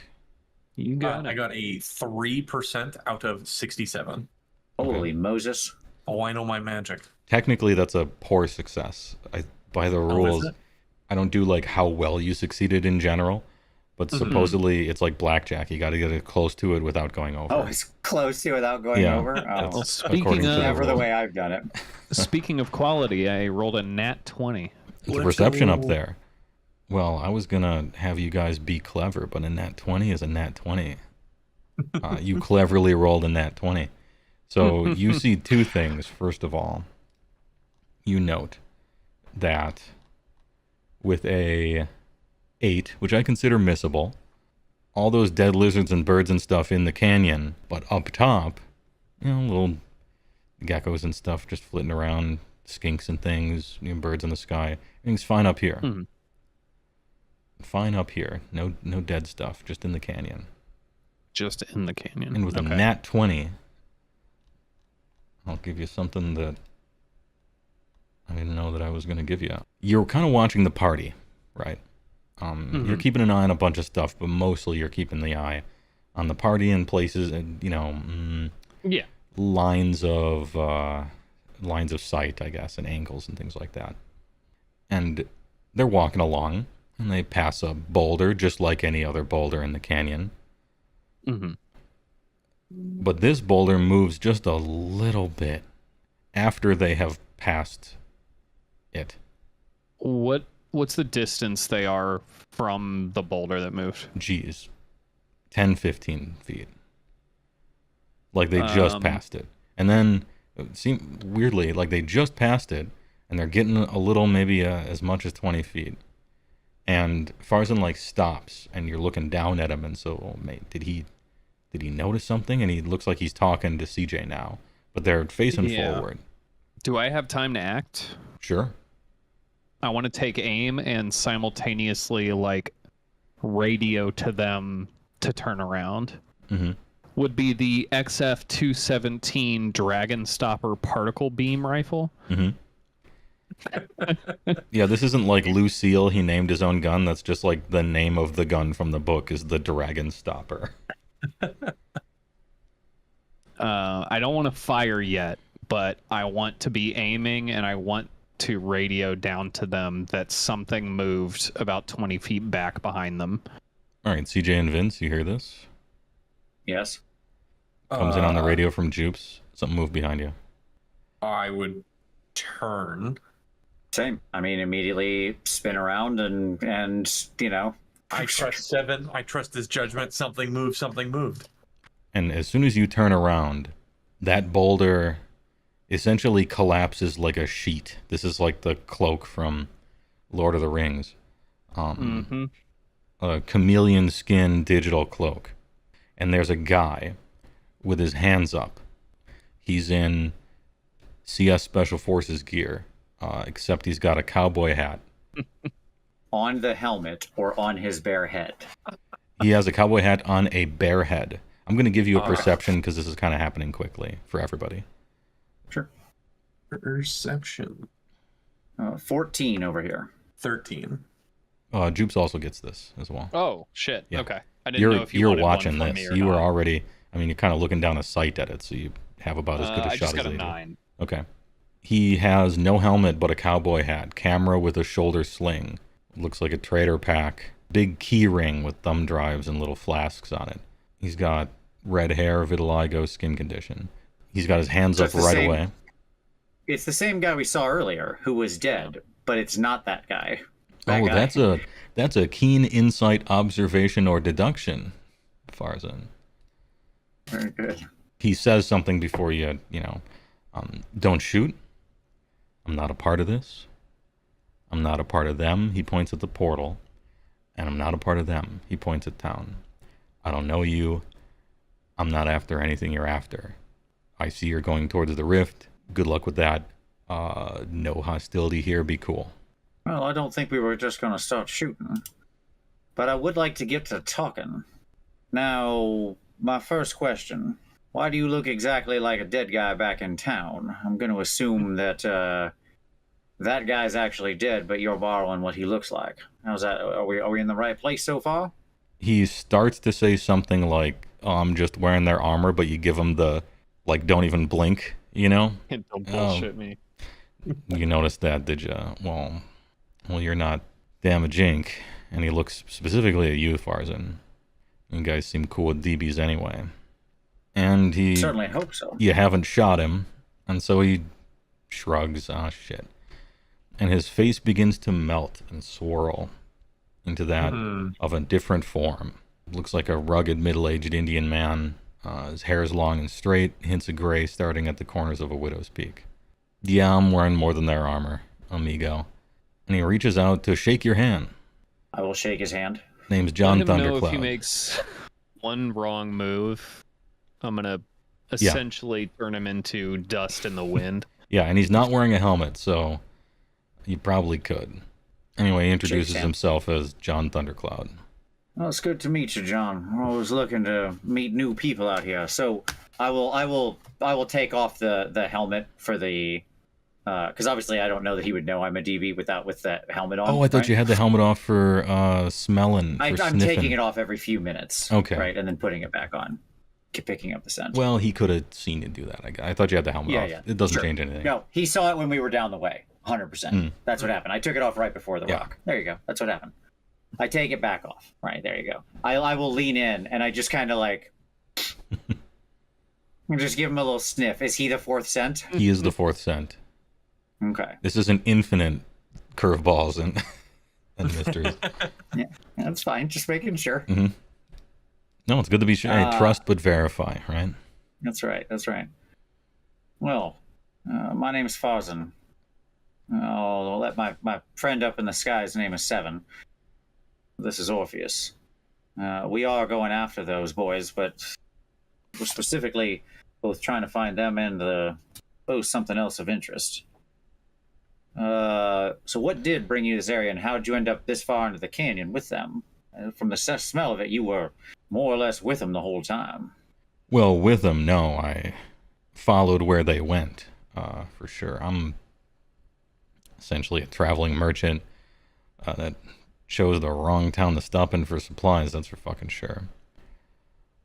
Lucky I'm pretty good at pretending to be dead. Person like me. But you definitely have a unique set of skills. Person like you. Do you say that, or? Yeah, just like a little rub the chin. What kind of person are you? Oh, I'm an auto G. World building note. Auto Gs are essentially shape-shifting DBs. They're like perfect at it. They do it at a super genetic level even. Like I don't even know that it's magical necessarily. It might just be super biology science. Anyway, all hell broke loose. I pretended to be dead. I've heard of Damage Inc. They are infamous. and I was they seemed to care about this rift here, and so I was following a little behind them to make sure they went in there, so that I'd be on the all clear. I'm usually pretty good at hiding them, actually. That was something. Noticing me, I must have fucked up.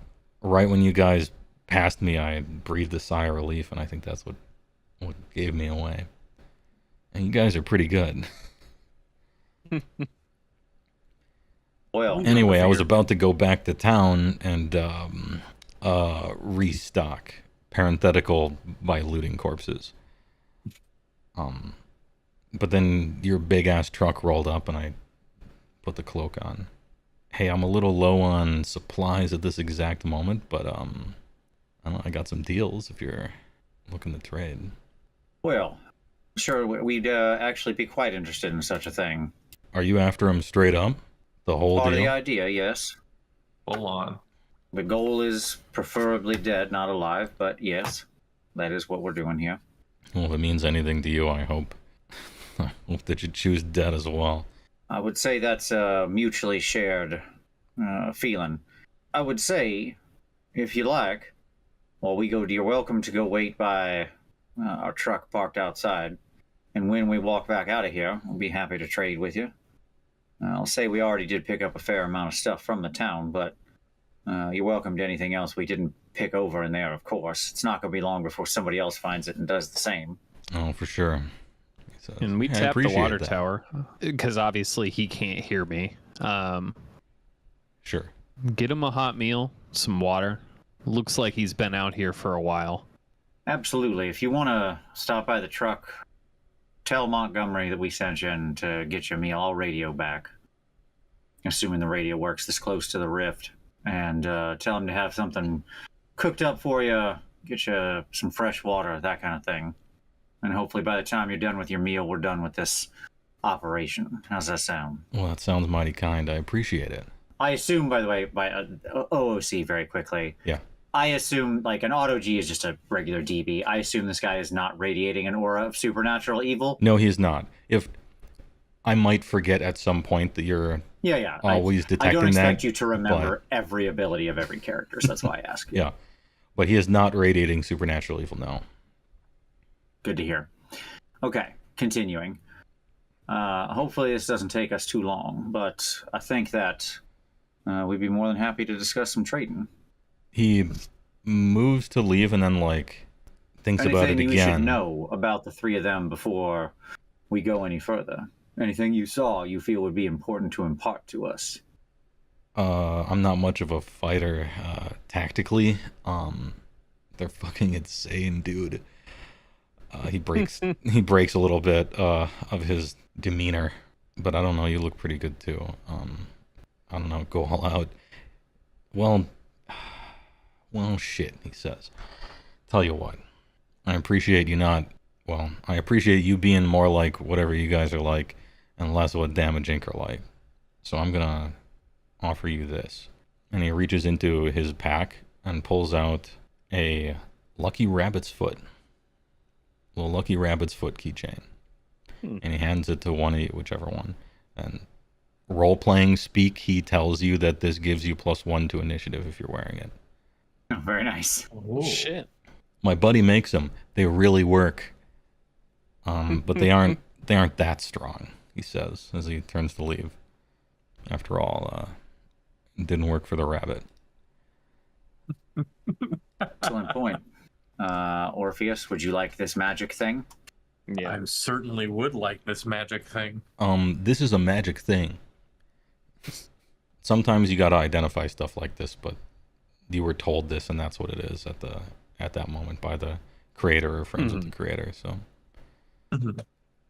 yeah, just clip this on somewhere as you slowly grow every sort of fetish and knickknack and 7 chains with 13 holy symbols on them and a fairy trapped in a jar sucking out its juice. Well, maybe not that, but yeah, it gives you +1 to initiative rolls. As long as you wear it, and as with all magic in Rifts, as long as you really believe. Of course. Well, you seem nice. It's unusual that you meet somebody that interesting out here in the middle of nowhere, especially in a situation like this. Well, that interesting, so close to danger. Hmm. Is there something, Orpheus? No, I think I'm not gonna look this gift horse in the mouth. Okay. For what it's worth, you don't feel a curse wash over you. I'll think a lot. There are So you got cursed. that There going are for you. there are plenty cursed items in this game. That's for sure. I wouldn't Oftentimes, just things that are actually good are also cursed. Yeah, power without a price, right? You're real cool for exactly 5 years. Those 5 years are gonna be the best 5 years you can imagine. So you approach the portal. You can see through the rift a little bit, but it's like looking over the edge of a boat in a dark ocean on a cloudy day. As you mentioned with your radios, there is a lot of static interference at this point.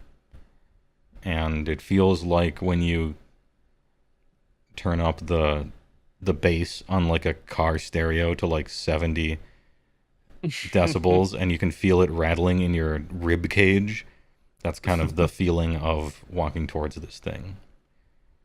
Are you going to, is there any sort of preparatory things, spells, actions, or anything like that before you step through? Let's see. How long does this last?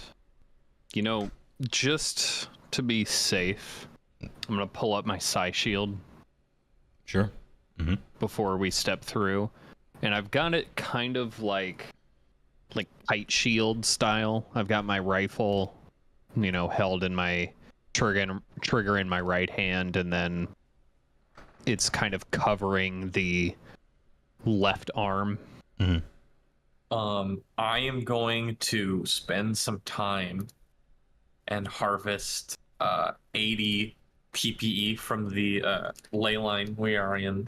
Sure. And use that to cast energy field on myself. I'm Okay. going to use it to cast Phantom and command it to bodyguard me. And I'm going to channel the remaining 40 into my tattoo of a heart encircled by chains to grant myself limited invulnerability. Okay. You summon Jabantic. He agrees. Yes. The elementals are like, I should tell you this because you have an elemental summoning spell and you might be using it now and in the future for other things. Elementals have an alien, truly alien intelligence sort of mind. They simply don't understand biological creatures and the way they think. They're very literal. Tell it to go get something from town. It's going to walk through all the SDC walls in a straight shot, just destroying stuff, running over dogs and kids and stuff, and just pick up that thing and leave. It doesn't really understand. You got to be pretty specific with it about what to do. But bodyguard is something it for sure understands. And combat is as well. It can search for stuff, but you got to be pretty specific about the things to search for. And usually you're talking about material types. Anyway, we good? We good? All right. I'm good. I think we're good. You cross the threshold and enter another world. Humid, dark. A nightmare world with clouded red sky and yellow moon. You stand at the mouth of a stone coliseum, ground level. Thundering drumming echoes from all around you, 1,000 seats, filled with blood-painted ritualists, hammering away at huge religious drums. At the head of the Colosseum opposite your position at the entrance is a massive altar with a foreign and jagged holy symbol, the twin peaks of which rise high enough to flank the moon on either side from your vantage point. Perception. And then there's some more after that. Natural 20. Jesus. Okay, now that'd be a 4 again over here. All right. It is a 16. All right. Well, hey, I was going to describe what the people looked like and everything, but you know what? With a natural 20, all of those, it's far away. I don't know how you can see this, but somehow you have perfect vision because of the magic thing. All of the ritualists, they're all body painted up, like blacks and whites and stuff. And they're all drumming away at these drums. You can see that they are connected, some of them at the neck, some of them at the wrist, by IVs, which is higher technology than you thought maybe this world might have had.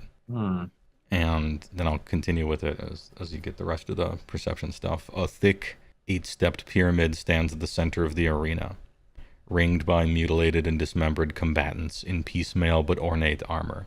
Damage Incorporated stands victorious at the top of the structure. Kodiak Johnson at this very moment tossing the broken body of a final challenger to the dirt below. In a bronze bowl next to and behind him is a wicked bramble doll with a black aura. Kachina for sure, floating in blood. All of the IVs gather and return from the crowd up the pyramid and into the doll, who pulses like a heart. Ugh. Above and behind them, between the twin towers of the holy symbol, the moon here, has just begun an eclipse. Lightning cracks behind your foes, the clouds rain blood, and the drums surge. Let me cover this again to make sure. Yes. How far are we away from this scene as we're at this moment? In the Colosseum, you Yeah. are at like the entrance to the Colosseum at this point. Okay, so Pyramid's we're sort of few hundred walking feet into away. the. Are we on ground level, upper level? Ground level. Okay. Dirt So floor. we walk in through the entrance of the Colosseum on ground level. Yeah. The whole stadium, the whole Colosseum is full of people who are all connected by little IV drips of blood. Yeah. All that's flowing down to the center to a big like pool, sconce, like what is it? Is it like Bronze- what's the collection? Bronze bowl, looks like. Half moon. Okay. Got it. And the doll then is the doll floating is inside there. Yeah, it's kind of floating half in, half out of it, with a black aura, and it's kind of beating like a heart. Fun stuff. And in the Colosseum, we saw the Mega Juicer fighting somebody, like, or he just won a fight, right? One last Against- guy. Yeah, the whole pyramid is surrounded just by clearly would-be challengers, and all three of Damage Inc. are on top, essentially having just succeeded at King of the Hill. In other words. Got it. There we go. Okay. Yes, that's what I was trying to get at. Yeah. Understood. And I'll give you a brief physical description of those guys before we get on to getting on to it. Papa Pill is ultra crazy miscreant, 5'9", 155 pounds, chewing on an orange pill canister, shirtless, bare feet, camo cargo shorts, a tattoo of his own face on his chest. Looks like Keith Flint from The Prodigy, except with techno-wizard mind over matter implants sticking out of his head. He has sharpened them into points. And I don't think you're supposed to do that. But he did it anyway. Kodiak Johnson, Mega Juicer Aberrant. 7'4", 622 pounds of muscle. Blonde crew cut wraparound 80s shades. Extra bulky exoskeleton housing for his biocomp and spiked armor. He looks like a Rob Liefeld cover, except in real life. Same proportions and gear. He has a Florida license plate fused into his chest armor that reads, "Eat shit." Serpic Akilatrix, live orc fire warlock miscreant. 5'8", 192 pounds, lizard-raced female with dark green scales and blue eyes. Red crisscross face paint, long tail. Black robes of blue and purple trim drawn in the center. Red sash tied at her waist, no weapon. She is flanked by her minor fire elemental. And this is Rifts. I say the word minor, you think it's minor, but it's Rifts. It looks like you poured swirling lava into a gorilla-shaped fishbowl. It's 10 foot tall. It can fly. It has no concept of emotions or pity. Yeah, just wait till you meet the ancient elementals. Jeez, those, yeah. Oh, no. I don't have the DMCA for Slayer Reign of Blood, but it begins. They see you at the moment that you see them. The crowd sees you. You can feel the emotion of everyone happening here strongly. It is oppressive.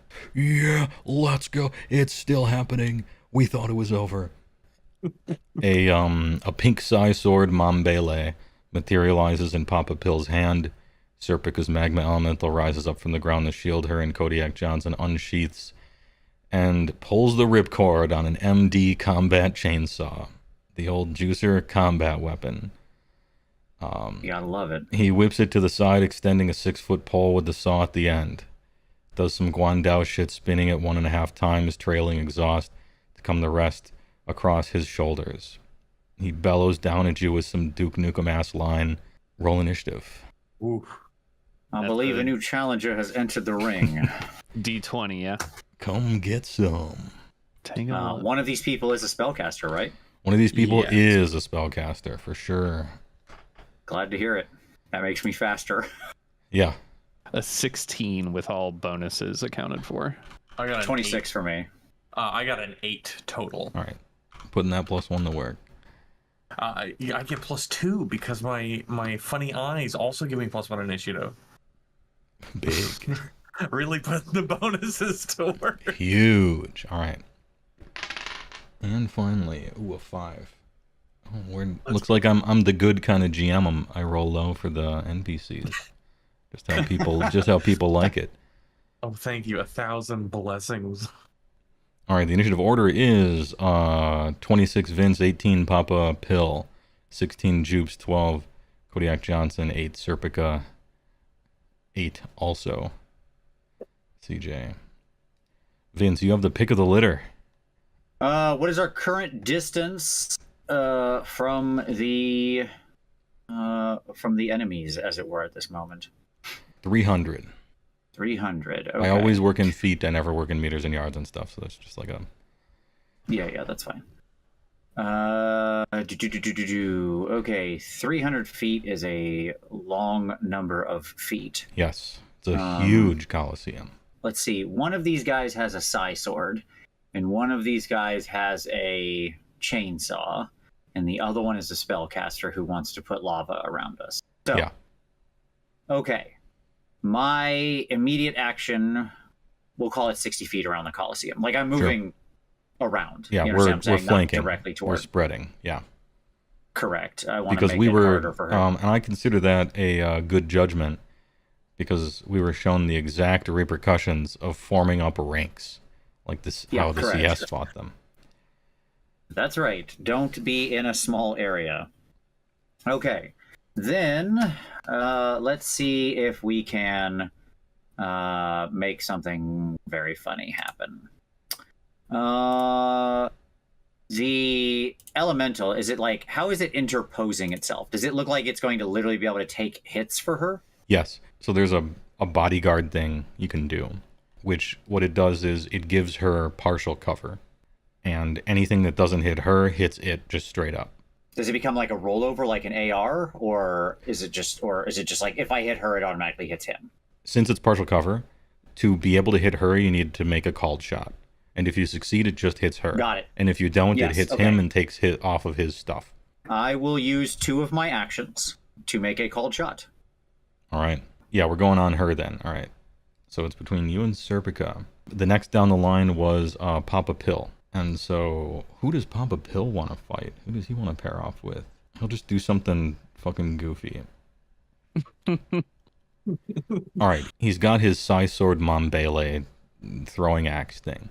And so he whips it at the group and quick draws both revolvers and double ricochet shots off of it, trying to hit everybody. Hey, Vince isn't in the middle. Who happens to be in the middle? I think I might happen to be in the middle. Yeah, I think that's Orpheus the- might be in the middle. Well, these It's ricochets fine. aren't likely to hit. They just really look cool, especially because Vince is quite a bit off to the side. The angle required would be ridiculous. He's gonna straight miss Vince on the ricochet shot, and the other ricochet shot is going at Joops. Potentially a hit with a 14. I'll go for a parry Sure. with the Psy Shield. Where you need to match a 14. That's good news because I got a 15 with the +1. The bullet burrows partially into the Psy shield and just hangs there in the air. It's the one physical object surrounded by glowing psychic energy now. Mm-hmm. And the Mambele in the beginning. Can this guy see invisible? Because your phantom is naturally invisible. Mm-hmm. He is ultra crazy, so he can naturally see invisible. So he does know that it's there. But he's still not called shotting, because that would take too long. And he wants to just whip it. And if it hits the thing, whatever. Well, there is also, so my energy field is 8 feet around me. Oh, is if it? that affects anything, yeah. Oh, It's yeah, like well, then that like would- a Halo 3 bubble shield kind of deal. Then that would also probably encompass your phantom as well. Yes. He's big, he's not that big. Yeah. So he's not called shouting, he's just throwing the thing. And he gets like a 26 and completely hits the shield the barrier, if you will. Wow, exactly 50. Okay. This Mambele axe sticks into the outer shield, and then like there's a delay and a stupid little explosion. 50 damage. All right, shield is still kicking. And I should mention, it then disappears and like rematerializes. It's got auto boomerang action on it. Of course, that you can throw anyway. Because that's the coolest possible thing it could do, and so that's what it does. A note on shields: according to the rules, the last singular, like it absorbs the last hit when it breaks. There's no trample damage, in other words. That's right. If there's like 1,000 mega damage and it has 1 point left, it takes it all. Yeah. It's putting it through the ringer. Go. Specifically, technically, you could put up a 1 MD barrier and then and then be thrown into the sun and you're fine for like 1 second. Or have a nuclear bomb go off or something. Next up is Joops. Is movement is Movement a is free. action, yeah. Yeah. You see the little gaps in the armor kind of slide apart, the steam hisses out. Mm-hmm. You hear the faint whine of the afterburners as I take off completely vertically. How close together are the Juicer and the Warlock? Okay, so you guys are spreading out tactically. Because they're at the top of somewhat of a pyramid, that thing's like, geez, maybe 30 foot. So they're pretty close together. No one could ever fault me for not having a flair for the dramatic. Mm-hmm. That's what this whole game is fully about, yes.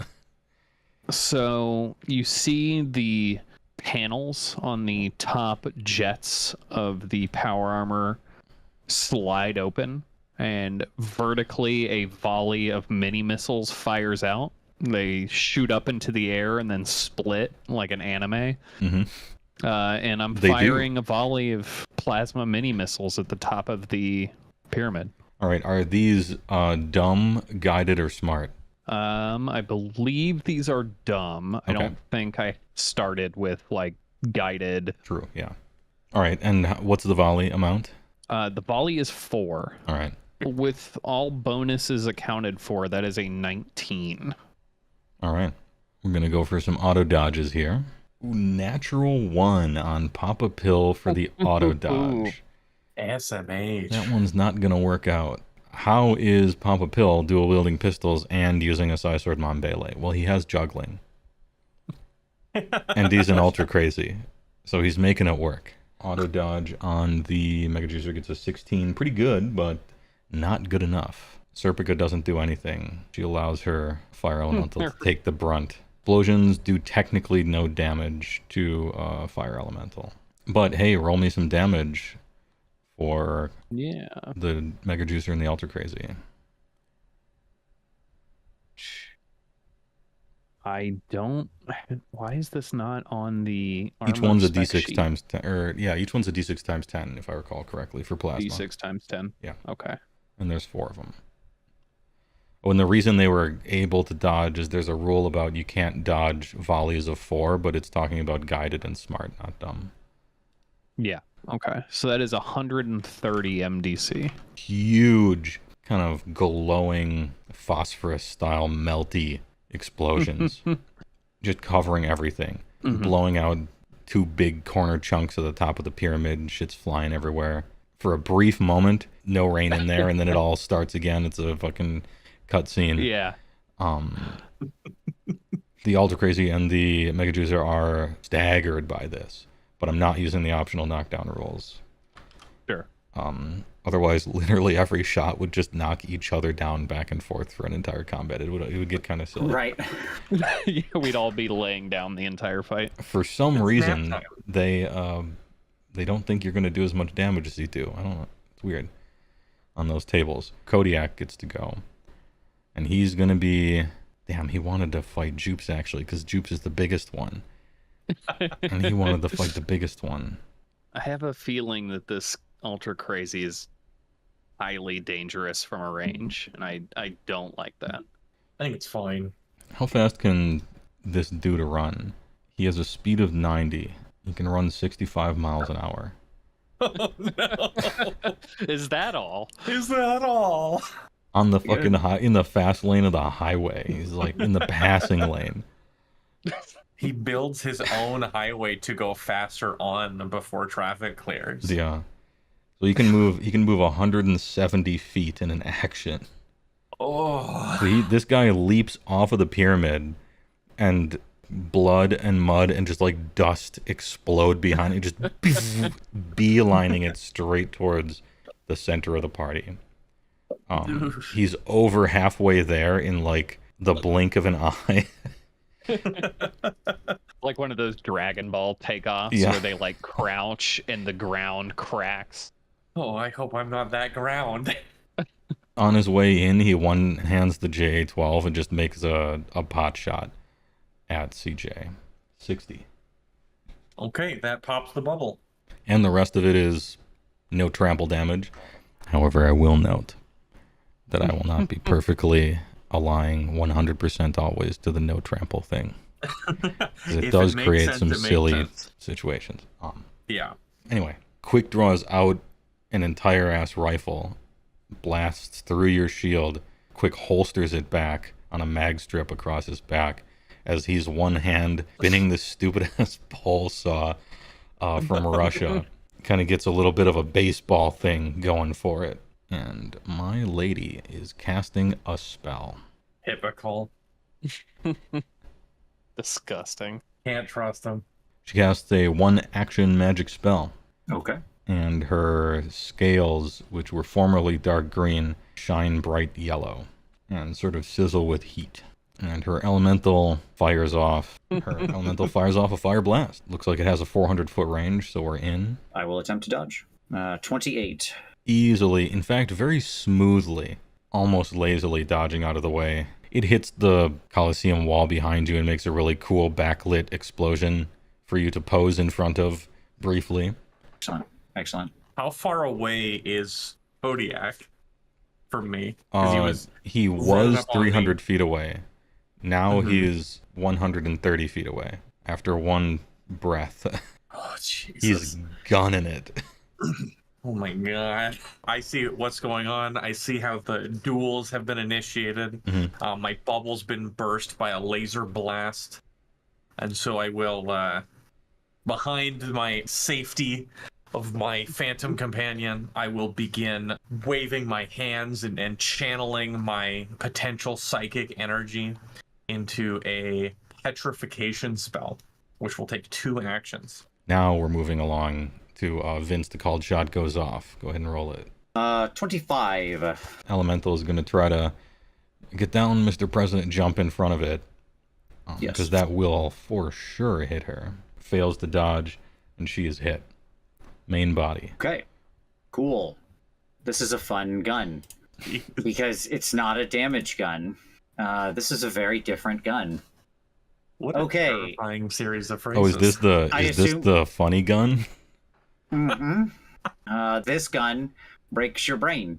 So I assume she is a mega damage creature, by the way. Yeah, like at this moment. Okay, cool. And in which case, she takes a point of mega damage. Okay. So whatever. Not even worth marking. Who cares? The point is, it did some amount of damage. It does indeed cause damage, which is the foot in the door. Correct, yes. We're in. She needs to make a save versus non-lethal poison, which has a base save of 16 or higher. Yes, it does. As far as I can see, she's straight rolling. A natural 18. This was a great idea. Actually. Such a shame. That will work 3 out of 4 times, for sure. It's always the way. Every time I shoot a gun in a game, the first time I connect with somebody, this is the kind of thing that happens every time. That's okay. That's all right. That's okay. I consider it a good idea because it really would have worked. Oh, don't worry, we're not done yet. At any rate, clever idea, comma futile. Yes, indeed. Yeah, exactly. That's okay.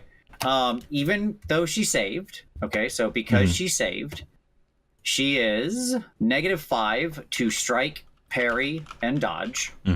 So -5 to SPD. Yep. She loses initiative. So she drops to like initiative 1 or whatever that means, right? Yeah. And she automatically loses 1 attack. And those penalties persist What a gun. for just wait until for the next 3 rounds. This had actually clocked her. Oh, it's so much better. Yeah. I believe these stack too, right? Is that the one I'm thinking they of? do, yeah. So if you hit her again, it's -10. Correct. Look, I did a job, hyping these people up, and they're really good. But now also the party is good too. Well, they didn't know that we were him. They didn't know, but you know what? They're gonna learn today. Anyway, Okay, yeah. So since your thing goes off, you do that. Yep. I was gonna do a little bit of a cinematic thing. Sometimes they want you to pair off people and have a little back and forth. But there will be no back and forth because she is mentally addled.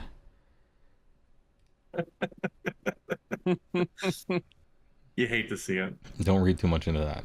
Anyway, next up, the Papa Pill versus Joops battle. It's crazy because he's in cargo shorts and no shirt. Yeah. With his own stupid ass face doing a troll face thing tattooed on his own chest. And he was just covered in essentially like mega damage napalm. And he shakes it off like a wet dog, whips his sai sword at you, and goes for like a running mega leap. I don't think he has the distance to do it, but he's trying. He's given 110%. So he whips the sai sword at you. That's a 21 to strike. 34 MD. Psy shield took some damage. Yeah. We're good. So he does a crazy psychic techno leap off the edge of the pyramid.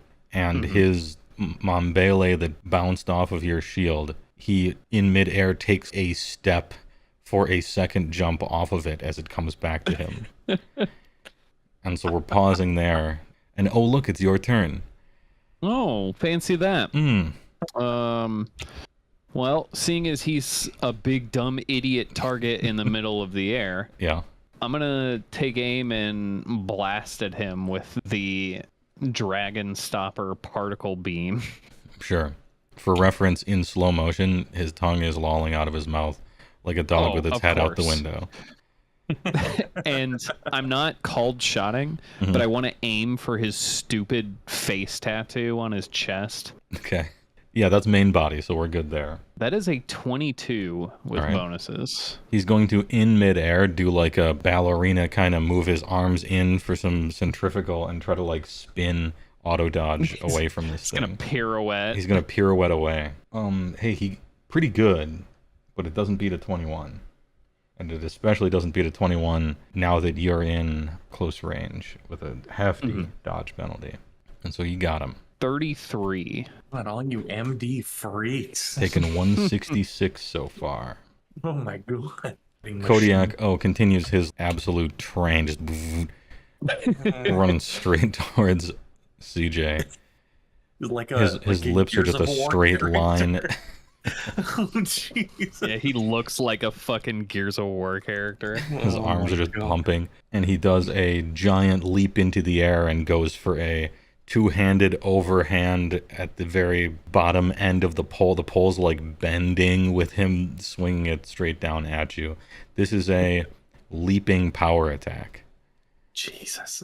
Two And so he is floating in midair as well, like legs buckled backwards. He's really going for it on this one. And next up would be Serpica, but she is mentally addled. She's dizzled. And so is CJ. Okay, You finish I your will spell. complete the casting of my petrification. And hey, who are you targeting? I'm targeting Kodiak. Hey, good luck. All right, he has to make a standard spell or magic save Yes. of 12 plus the spell strength of the caster, which is 1. So he needs a 13. He needs a 13. All right. Well, sometimes you got to learn the hard way. The man has a 30 PE. So we need to roll a 2. Oh, yeah. Come on, 1. Maybe he can get a 18. 1. So Okay, not quite. He manages to resist the petrification. Okay. Okay. But That's now fine. we know for the future. Yes. Live and learn. He says from the crater. It's fine. I have invulnerable armor. She starts going in on a 2-rounder. Big spellcasting.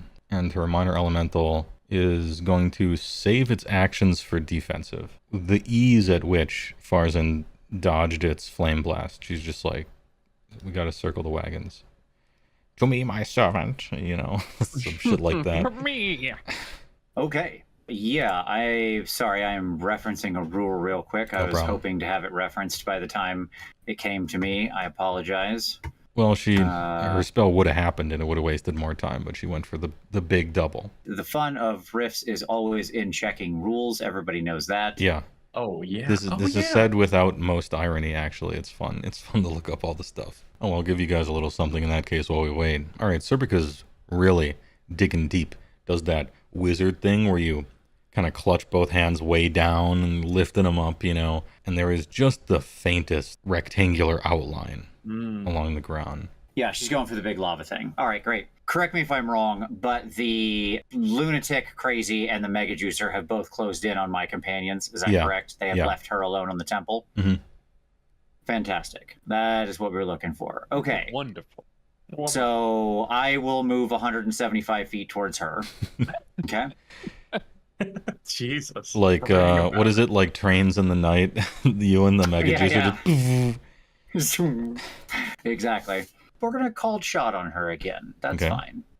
We'll do that. lining up So another that'll shot. resolve next round. Yep. Mm-hmm.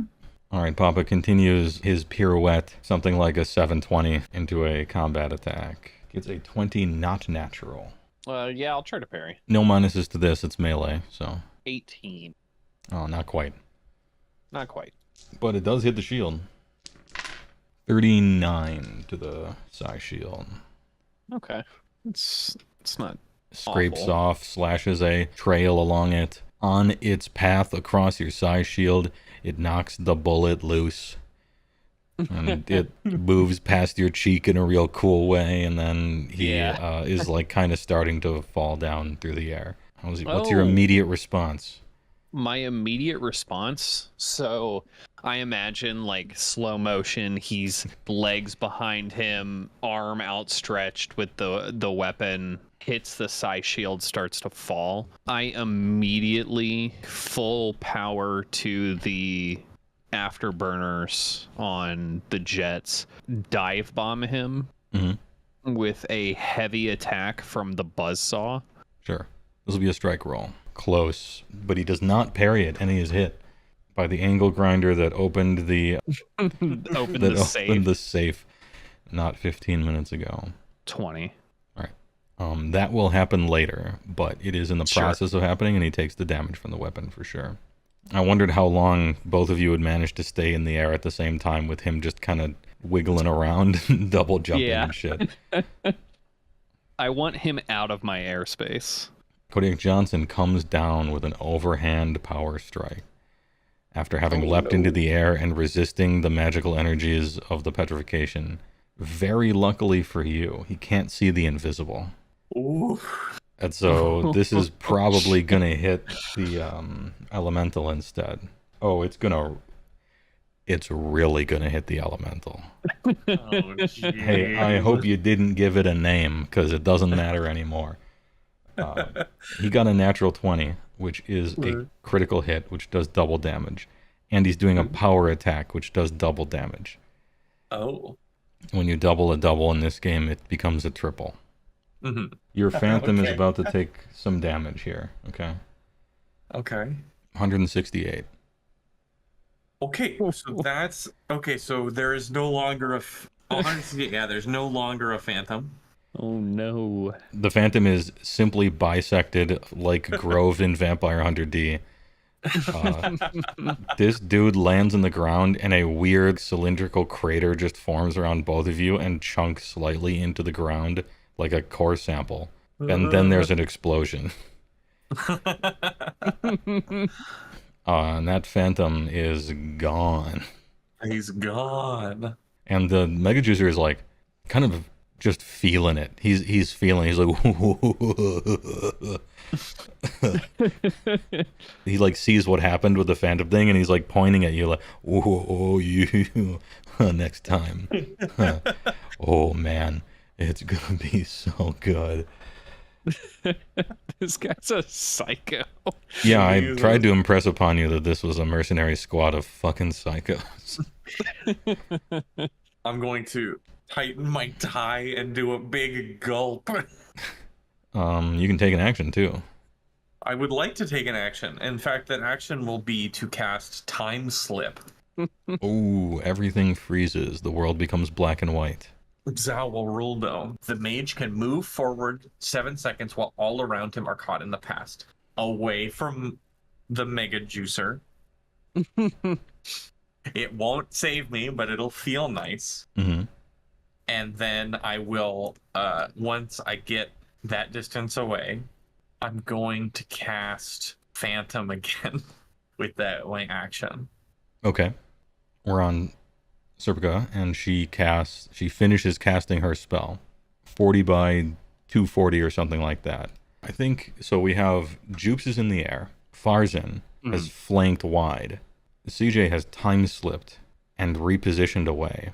A humongous excavated rectangle of a river of lava, like it's a moving kind of almost white water sort of lava river, sloshes from one end of the Colosseum to another in a line.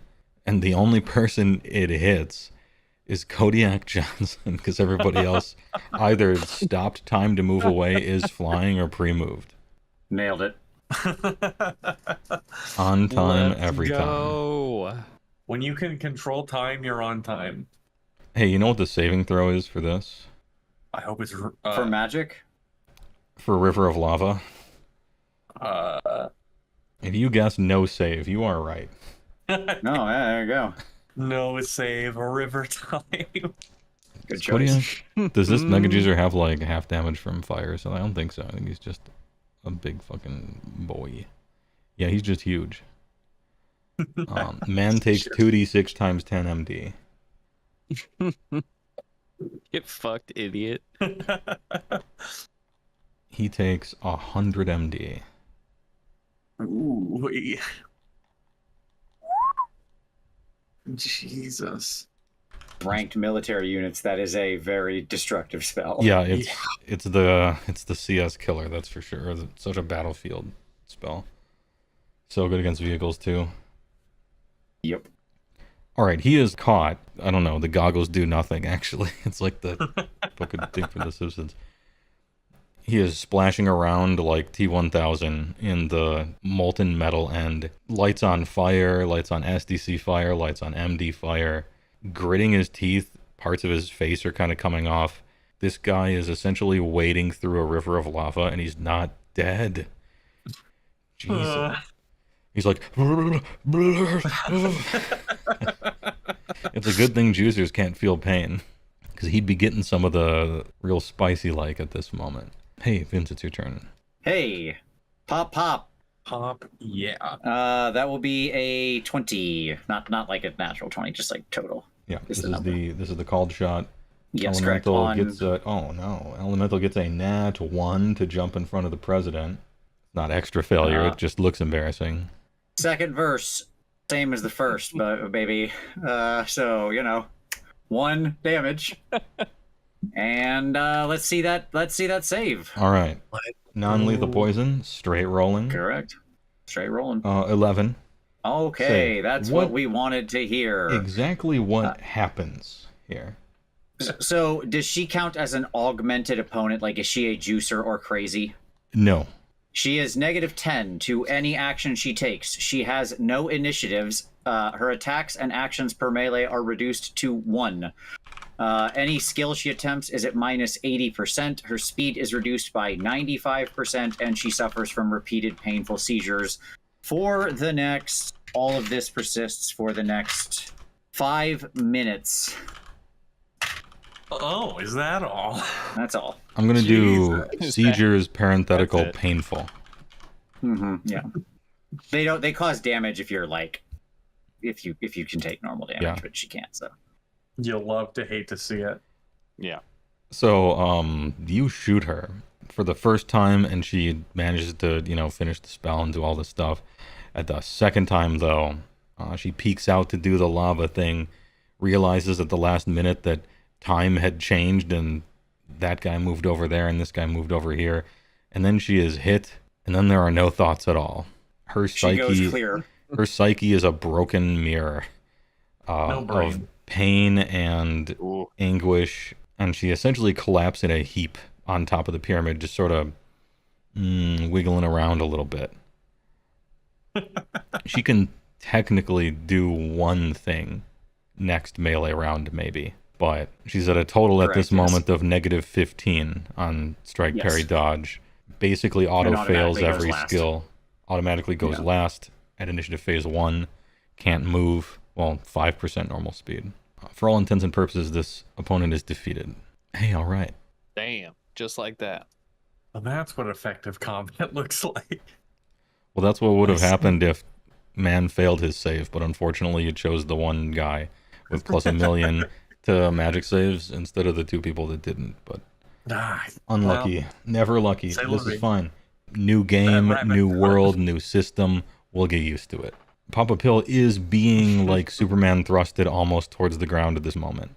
Damn, is he going to do like the smart thing or the cool thing? He is not going to do the smart thing. I believe you defined that answer when you said he's an ultra crazy. Yeah, he's going to try to entangle hold in your Oh, power no. armor. Okay. So he gets a 15 plus his PP bonus is 21. This is avoided by a parry or dodge. I'll parry. Both combatants are now considered helpless, and it's like a CC, right? But what he wants to do is if he's going to crash at 400 miles an hour into the ground, he's going to try to, at the last minute, do a fucking suplex thing, and you will both essentially crash into the ground, whatever the rules of crashing are, Sure. which right now I'm going to have to look up because I can't remember what they Yeah, are. they are in there. They are in there. Of course they are. They got a rule for everything. It's great. It's Yeah. the perfect game. Oh, it's per some amount of speed too, I think, right? And then you crater into the ground. There's a humongous like dirt, blood, mud explosion. Lightning strikes. You both take probably a shitload of damage, or maybe none. Something happens, man, and it's sweet. And Vince will look it up briefly. We'll get to that in a moment. The exact results of it will be Yeah. pending. Joops, who what he does it'll depend on that, but we're freezing that cinematically. And we're getting to Kodiak, who is currently angrily power wading through a river of lava. He is on fire. Part of his face is melting off. Jumps out of the pool and lands, and he's still on fire, and he's breathing heavy. And he's like scans the scene looking for where CJ is. He sees Serpic is down. Damn, getting out of the lava actually, according to the spell, takes a while. So he's just going to try to shoot you. He has a lot less movement at this exact moment, but he is booking it.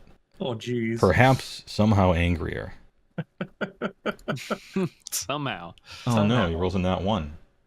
Oh, got him. A true miss, straight misses, which means your elemental doesn't take damage either. Love to see it. Yeah, he quick draws out a shot, but he accidentally aims with the eye that's gone, and then puts the rifle back. Accidentally. I have the rules at hand for All right, surviving a crash landing. What happens at crash landing? So this is the rules for aircraft crash landing, but I assume it's pretty much what's going on here, basically. Yeah. Okay. Mhm. So we begin. The pilot must roll under their piloting skill with a penalty that can range from negative 30% to 50%, typically negative 40% unless the vehicle description states otherwise. We'll go with 40. So- And his pilot skill is All right. insane because he's Uh, a side tech, so this might actually work. He might actually just avoid the crash. My piloting skill is just a casual 127%. Oh, is that all? Cash. Well, it becomes possible to fail now. See, this is why we track it above 100. 27. Yeah, and that's way under 120 minus 40 or something like that. So now that we have passed the piloting check, what happens? Do we just avoid the Okay. crash? Or is Yeah, this no, like a, no. Oh, a no. roll with impact for half damage or something? Yeah, exactly. A successful roll under the piloting skill number means the pilot manages to make a good crash landing. Okay, all Normally, right. if it was a vehicle, it would be reduced to scrap or something. Or it wouldn't like the vehicle's hosed, but you're alive. You're not in a reinforced pilot compartment, so you will still suffer damage. Basically, a successful crash landing means troops or cargo, anybody inside the crash landing takes a D4 times 10 mega damage. Okay.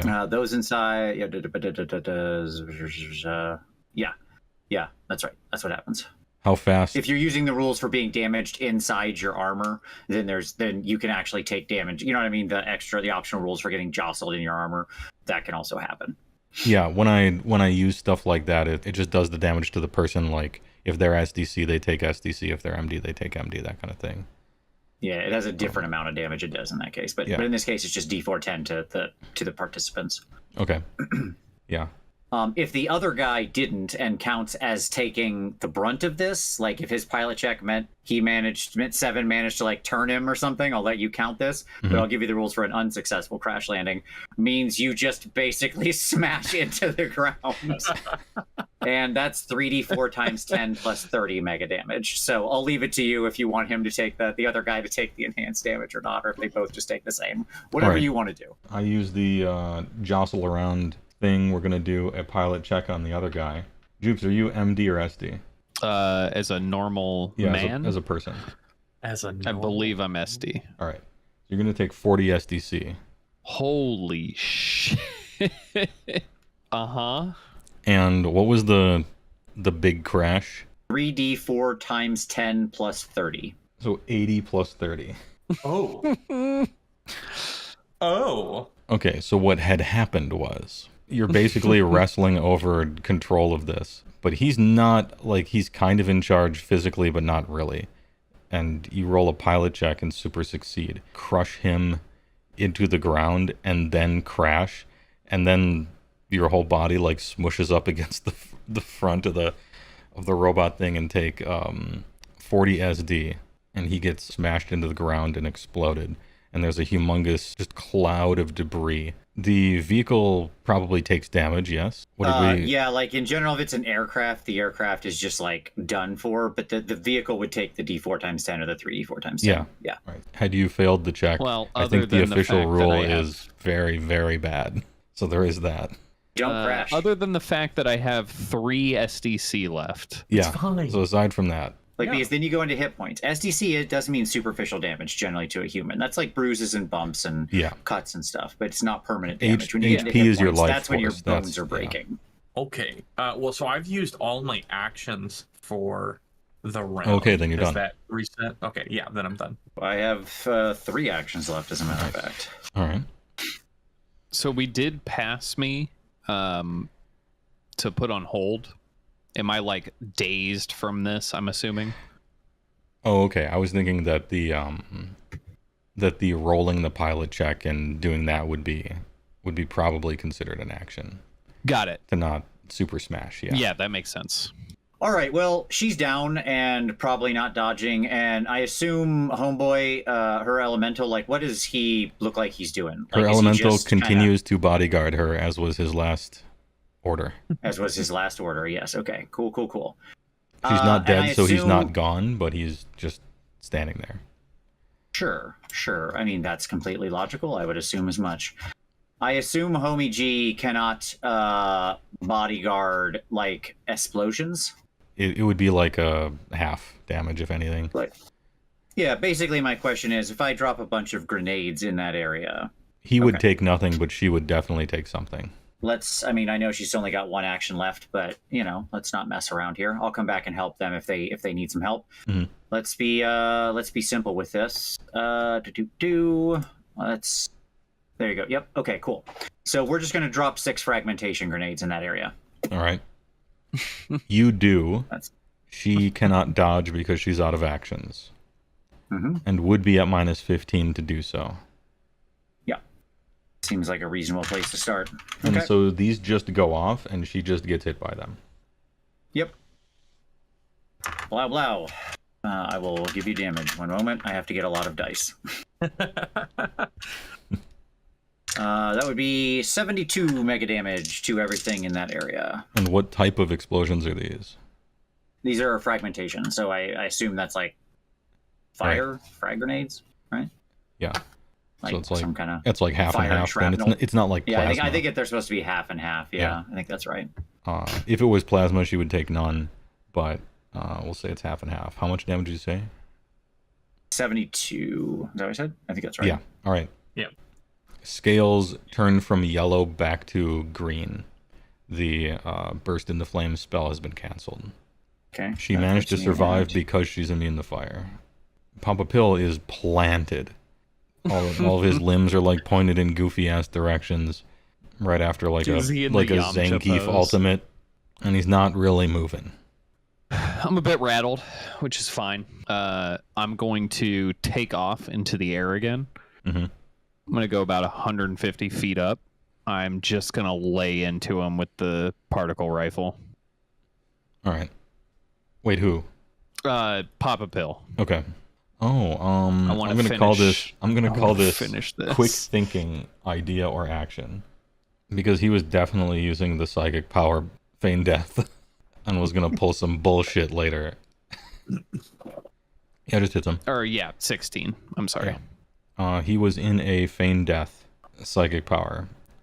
He was trying to pull some bullshit actually, and so you just hit him, and he like wakes up from this trance that he psychically put himself in with a real shocked look on his face, and he says, "Oh fuck, I'm caught." Gah. What's the damage on this thing? My ruse. That is 34 MD. How did he know? That puts it over 300. He's actually dead. Like that killed him. That shot him through the heart, and he Holy was. shit, I'm- dude, you killed I'm thinking like fucking Gundam Endless Waltz with the fucking giant wing Gundam particle rifle. Oh, I thought you meant the dude who's like, "I'm a genius." Oh no. Oh no. Oh no. Kodiak is next, and he's not even like really paying attention. He's just beelining it for CJ Oh no. and goes for a melee strike. And your elemental is of course invisible Mhm. and manages to bodyguard you and will be hit. And he doesn't crit this time. 50. We're starting to run out of actions on people. We're closing the battle round down. Absolutely. All right. I will close the rest of the distance up to her. Blast my way up the pyramid. Sort of do a little power leap up in the air. I can leap 30 feet from a stand in this armor. Both of the vibro katanas will come out in the tiny hands, and we will just go for a good old-fashioned double strike into her. Sure. She will not be using a defensive action, but her elemental will try to. That would be a 20 total, or 21. Sorry, 21 total. Elemental is going to try to. Now this is a paired weapons attack. Yeah, it et is. cetera, And so it can only deal with one of them, but it will Correct. try. 16 won't do it. 28. No, that's it. Gotcha. She is double stabbed. Ugh, and almost kind of put out of her misery in a sense. This was a horrendous. Papa Pill lays slain. Serpica lays stabbed. Only Kodiak remains, and he is not looking great. In which case, party should have one more, I think, and Kodiak. Yeah, also. I have one action remaining. All right. Kodiak. He's actually just chopping away at this thing. 60. 60? Okay, so that he has evaporated the phantom. All right. He moves in like absolute melee range. Like nose to nose. Probably try to use a human shield in the future, but right now the turn's over and it's Vince's go. Okay, so how far am I away from Homie G there? At this point, something like 100 feet. I will move to within, let's say, 10 feet of him. That sounds good. Mhm. So we're just going to get right up on this guy. And then I am going to shoot him with a different interesting gun. All right. Ooh. Okay. The whole gambit. Yeah, you ever watch that video? You know, you ever watch those cop videos of that thing that they shoot, that like bola that just like just wraps people up instantly all around them? This is like that, but mega damage. So anyways, here we go. That would be a 20 on the strike for this guy. All right, I'll go for an auto dodge, get a 14, and get got. Yes. Okay, so he is gotten, so he's wrapped up.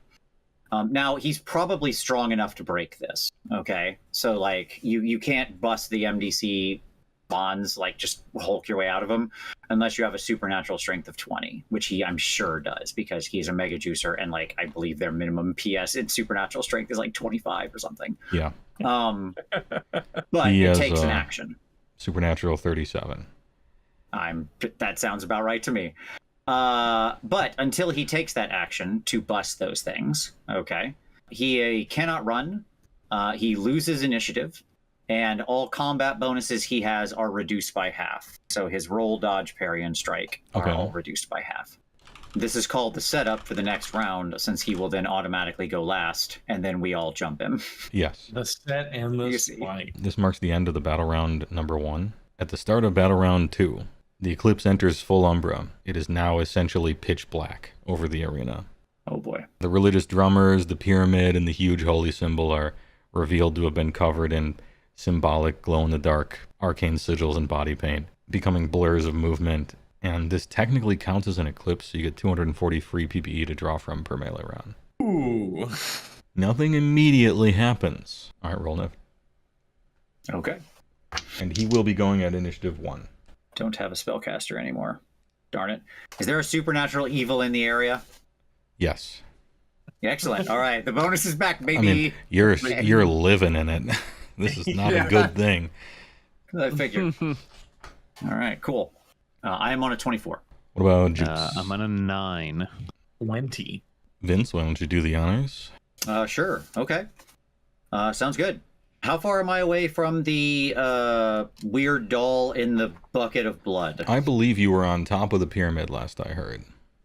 Yeah. And so you're in close range to it. Okay. 10, 20 feet, something like that. Is it like in the... How much liquid is this in? Is it, like I said, it's a half moon thing. Is it like the size of an Olympic pool half moon thing, or a brazier size thing? No, it's the size of a wok. It's yeah, well, floating there understanding I beating. don't know anything about magic. Yeah. Okay. Yeah. My first action, okay, attempt will be I will go over, I will pick the doll up out of the thing and shoot it. Okay. Seems like a reasonable way to start. That's fine. I'm sure it's fine. It's fine. You touch it and make a save against magic. Happy to. This would be a ritual. Okay, sounds good. The save roll was a natural 20. Oh, huge. And I Okay. have a lot of bonus. Big. You are fine. And just in case, by the way, it should ever become relevant in a situation like this, because it feels like we're on the border of it, I am immune to any form of possession. Right. Okay. It's going to be talking in your mind, but it can't do anything about it. So now I will shoot said doll. Yeah, and you do.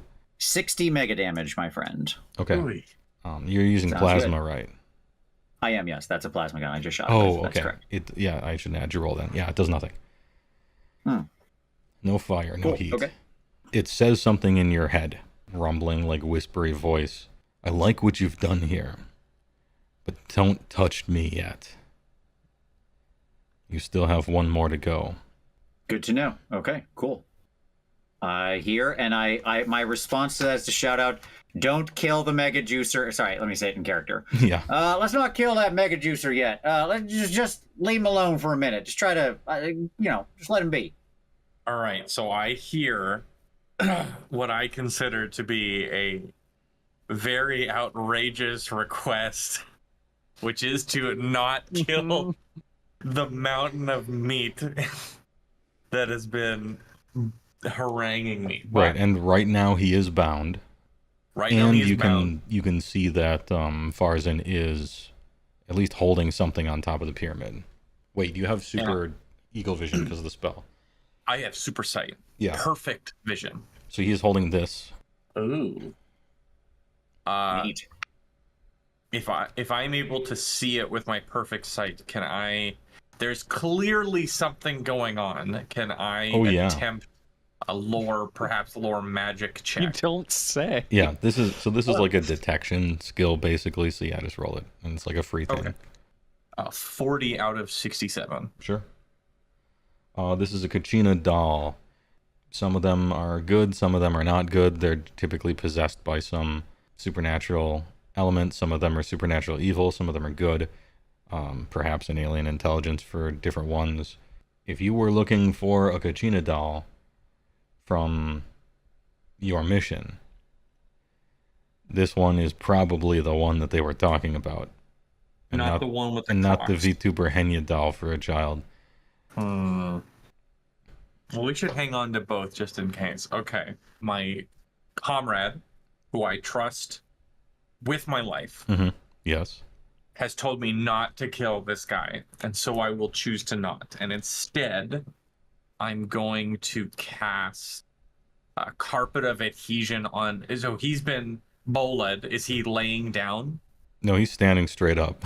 Oh, he's standing straight up? With the bola. Yeah, he's like... It doesn't knock him over, yeah. I'm gonna... Okay, Oof, okay, this is more difficult than I thought. Well, he is half on all of his combat checks right now, so yeah, that's good. That's true.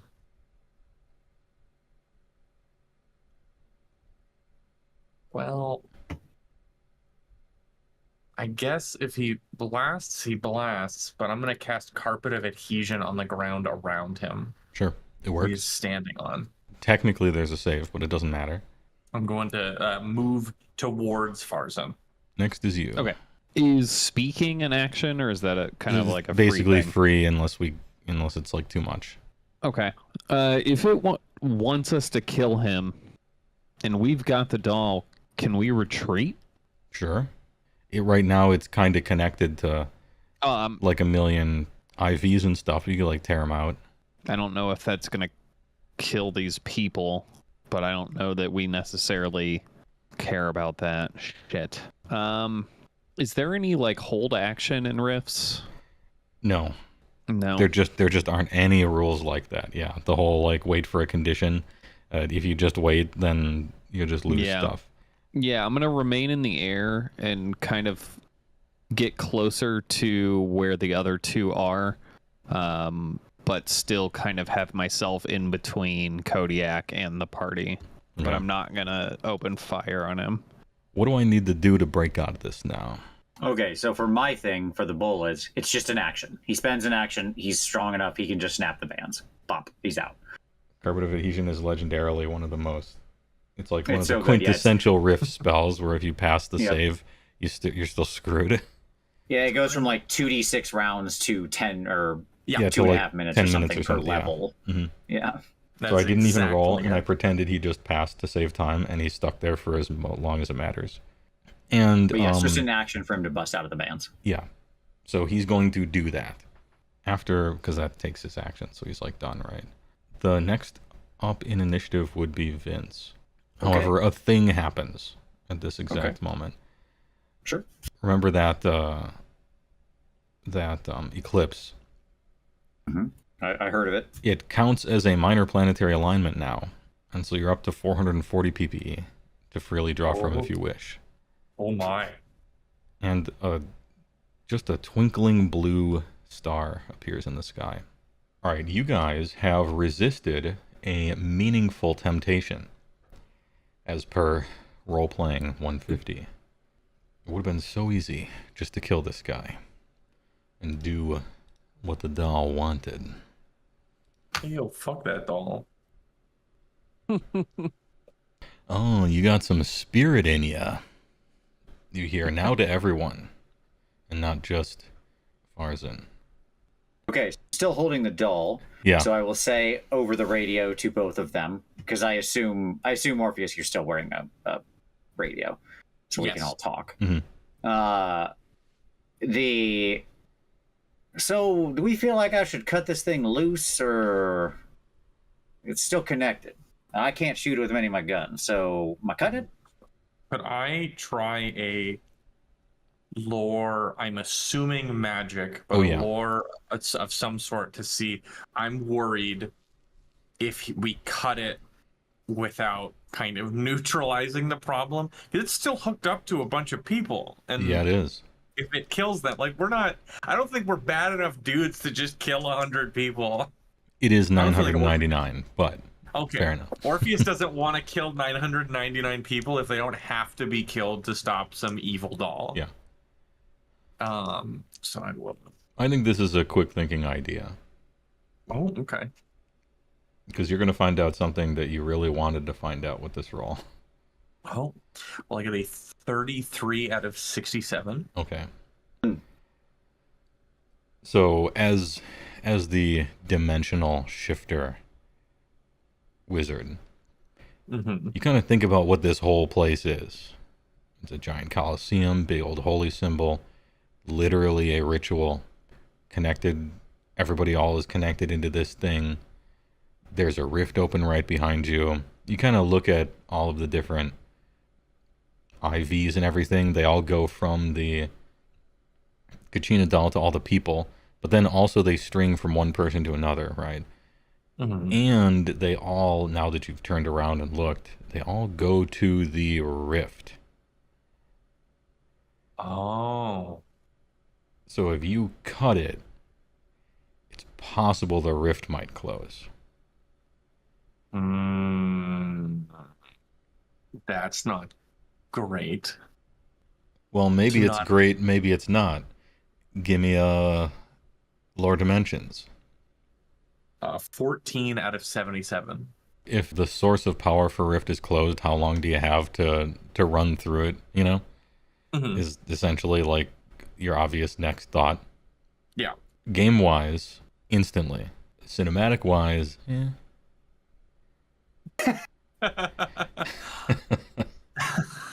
Okay. I would relay all of this information. Oh, but the specific question you were wondering, the people will not die. This is a ritual. Are they from here? Or Yeah, they're from did this they get world. brought here? Oh, okay. Well, They are then- natives to this world. Then I think it's safe to cut. As All he relays this information, you see the like blue afterburners start to kick in. Already ready to get out of here. Where I hate are you, Orpheus, compared to me? Like, he's in a line. He moved toward me, right? Yeah, I've been just trying to beeline right to where you are. Okay, fair enough. Simple answer. I will. Is there anything like right next to me of the dead sorceress lady? You mean any pieces of her or something? I mean, she was just stabbed Yeah. to be killed, so yeah, her corpse is there. Like, does she have any identifying iconography or anything? It doesn't matter. I'm strong enough. It's fine. Yeah, Okay. you can collect whatever proof you wish. Yes. Yeah, exactly. I just Yeah. want to make sure that, like, because we're going to leave her corpse on an alien world. Yeah. I can just pick up her body with my extra hand. So, Yeah. pick her up with my offhand, and I'm going to move away down the pyramid towards Orpheus at my maximum speed. Okay. At whatever point the little tubes hit their breaking point, I cut them with my katana. Mhm. Okay. And then, assuming that it actually cuts, like, I'm gonna hope that works. Right. Basically, continue moving, and I'll grab Orpheus with my other hand, my other extra hand. Okay. So you have How about 4 I just hands, go I up? should be clear. I have 4 to hands. chat. Yes, exactly. So dead body in one, Orpheus in the other, and then finish my movement since I'm faster than him. Yeah, and right, then can get us out. just all ready for like a train hitcher hook, guys, you know, for the afterburner to pick up both and Exactly. rocket through the portal at 400 miles an hour. Exactly correct. I end running with like Correct. both hands up in the air, the top 2 arms up in the air, so that Seven can Correct. grab me and rocket us through. Mhm. Yes, Mhm. that's the basic plan I'm trying to execute here. So Sure. that's what I'd like to do.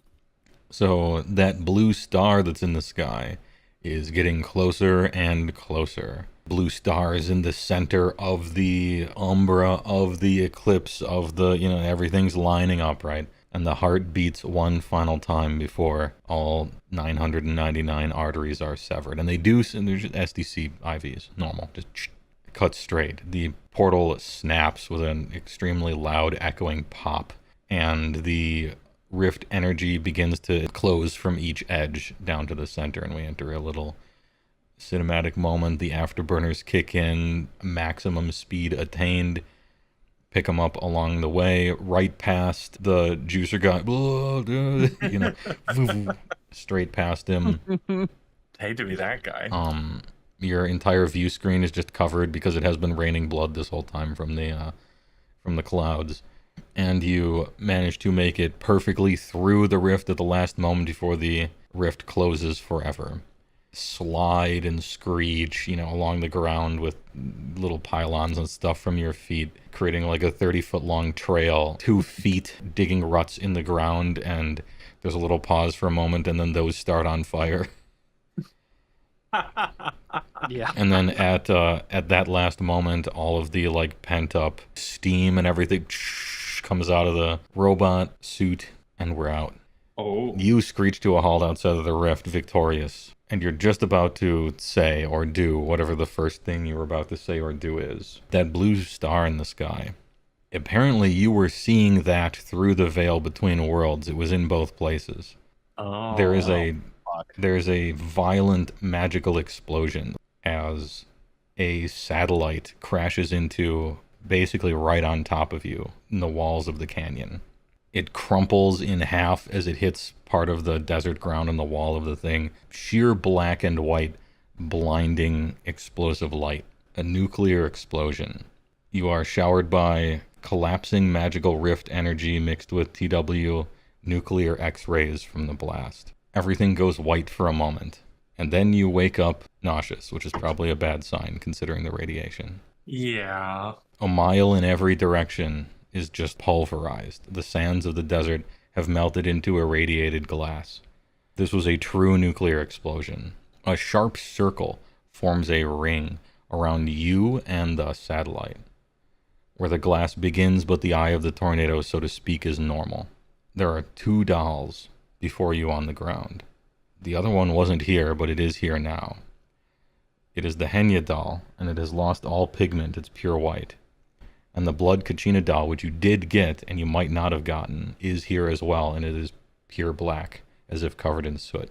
Say as one, we kind of like you. I think we'll keep you around.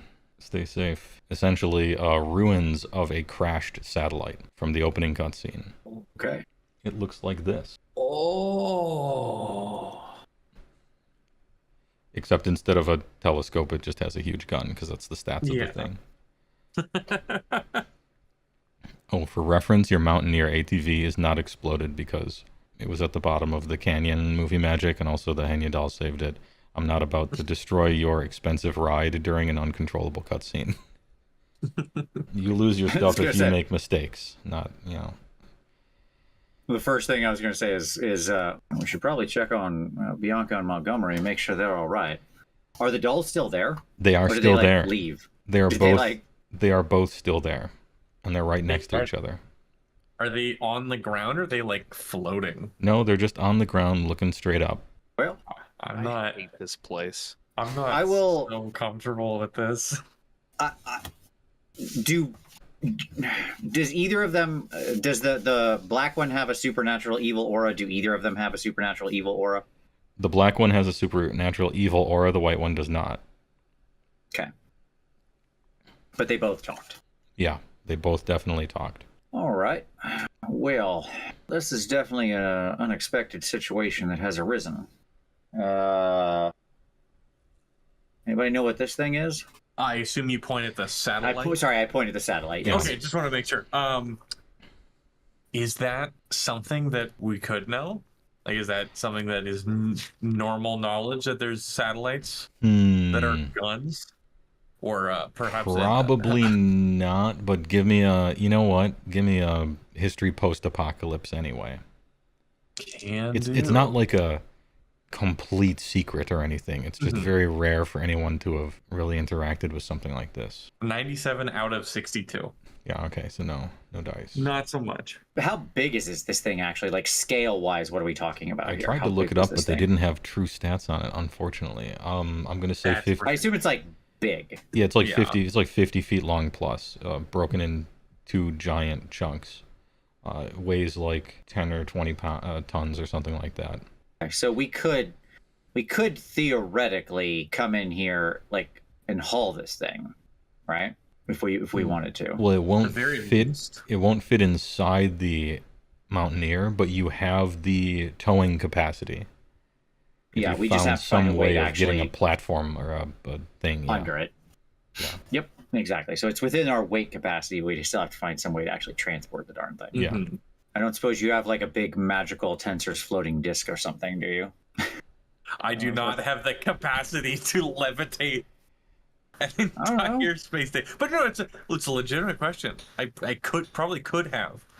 I opted Yeah, I for mean, other utility. This might be one of those times where the wizard like scrolls through all of his spells in a tizzy. Like, okay, is there anything?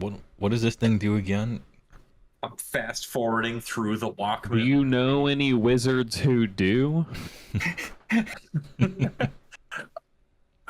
Oh, we should describe the satellite a little bit. Okay, it looks like this. Obviously, it's broken into 2 huge chunks. It is not nearly as destroyed as you would think after having such a big explosion like that.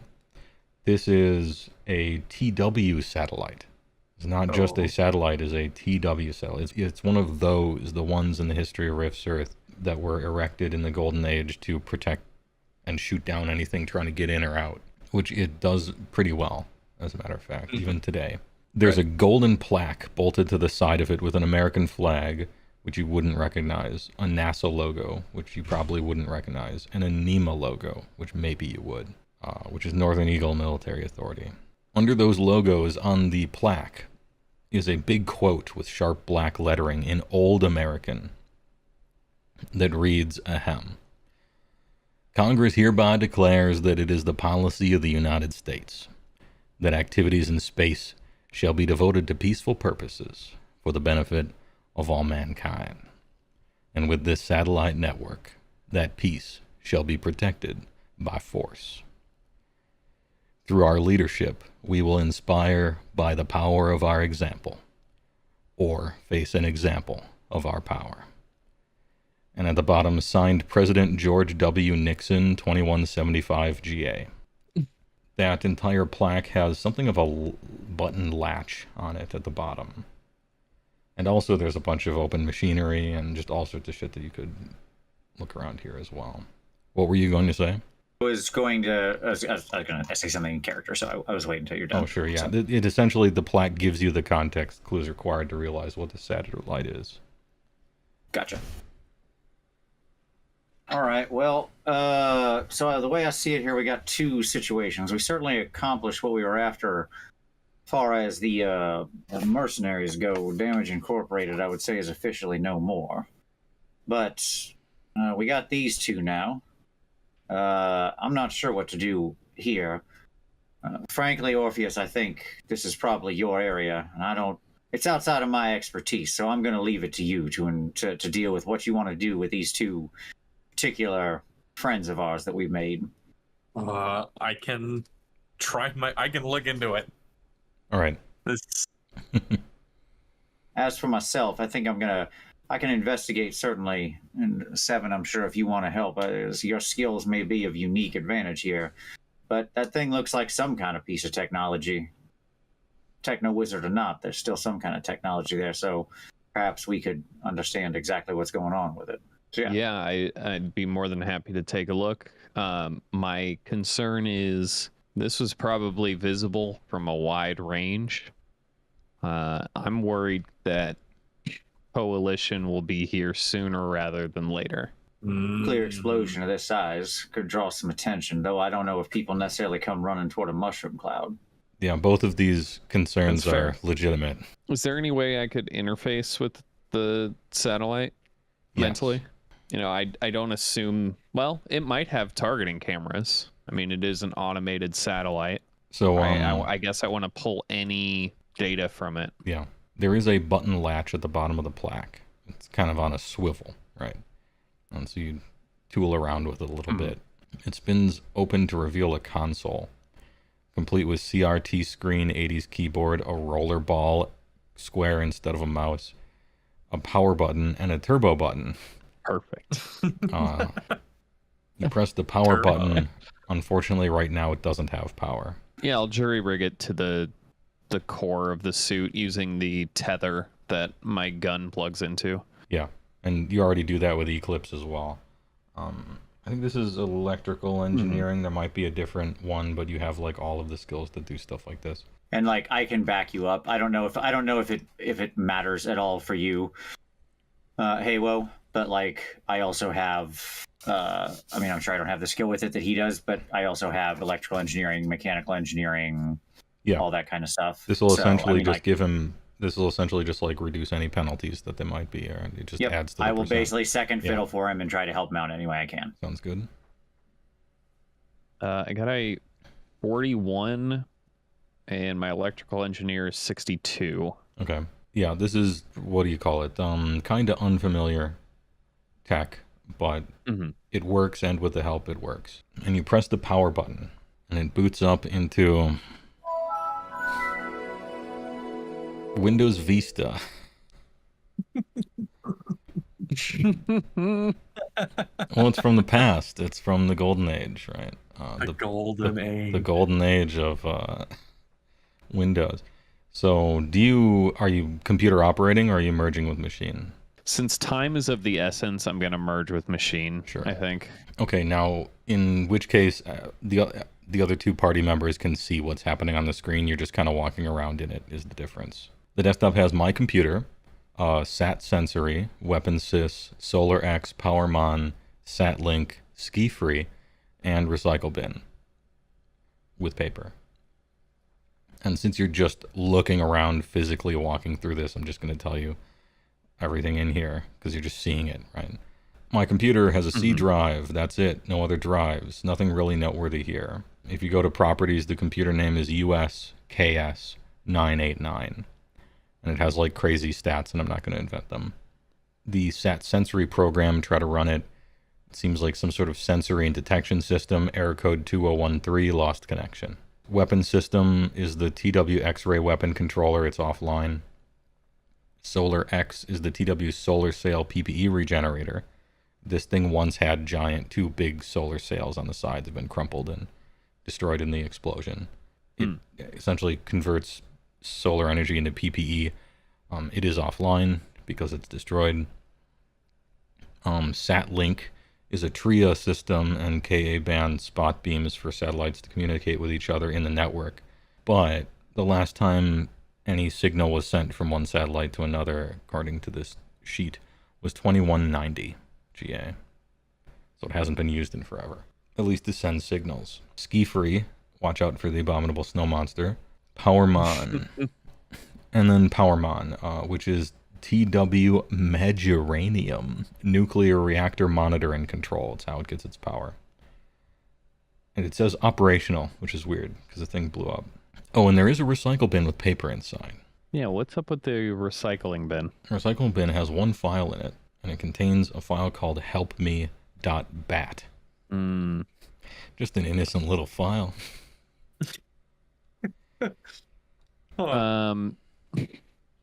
So I'm inside of the thing. I want to do whatever the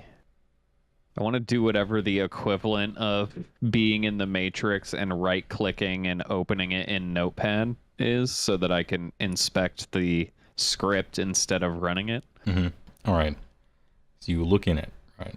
And I actually wrote out everything this thing does, just in case this happened. This exact situation. So what happens is, you're like physically in a computer, you're Matrix seeing this, right? And so you just like know what this thing does. It would be impossible otherwise. This is a worm. And what it does is, it makes a binary link file that pretends to be a control panel link, which in Vista has dynamic icons. And so to get that icon, shell does load library. Right. And executes DL main, which gets code execution, current user context. Then it creates a task, which makes an XML file. It checksums it and saves the hash. And since in Vista it's only CMC32, it edits the task and changes principal executive to local system, and it just keeps padding it and hashing it until it succeeds, and then it runs it. And then local system is the highest perm. Okay. So it's like root. As you're scrolling through this, it's like really fascinating, and you're like, oh, cool, look at this. This is so... But it doesn't do anything. It just sits there. Interesting. This might be too specific, but does it open and or listen on any particular ports? Yes. And so this is a keen insight, observation, or deduction. Don't want to like over describe, but you're like completely in the matrix looking at the code and kind of having a little boss fight about hiding what information you're seeing between it. Sure. So it waits until it's connected to a very specific type of controller. Essentially takes over like a gray box controller. Mm-hmm. And since that thing isn't really, I mean, it's not even a computer, so it just doesn't have any protection. And Right. it acts as a man in the middle. It says that all systems are go, and it slowly feeds it instructions for all systems not to be go. But it tricks the automated safety systems and even people who are looking at it to think that everything's fine. As it ramps its way up into nuclear meltdown, which is what caused the satellite to crash. Okay. Two things. I want to create a copy of the file so that I can investigate it more like at a later date. Mhm. Obviously, I'm not running it, so it is a batch file without running it. It's fine. Yeah. Second, I want to look at the creation date on the file. Like, I want to find out how long ago it was made or put on this system. That would be 3 weeks ago for put onto this system. Okay. That's the more important of the two that I wanted. Okay. I'm going to disconnect. I don't want to run the risk of powering up or powering down anything. I want to be kind of as velvet glove about this as possible, because this is an incredibly dangerous piece of technology.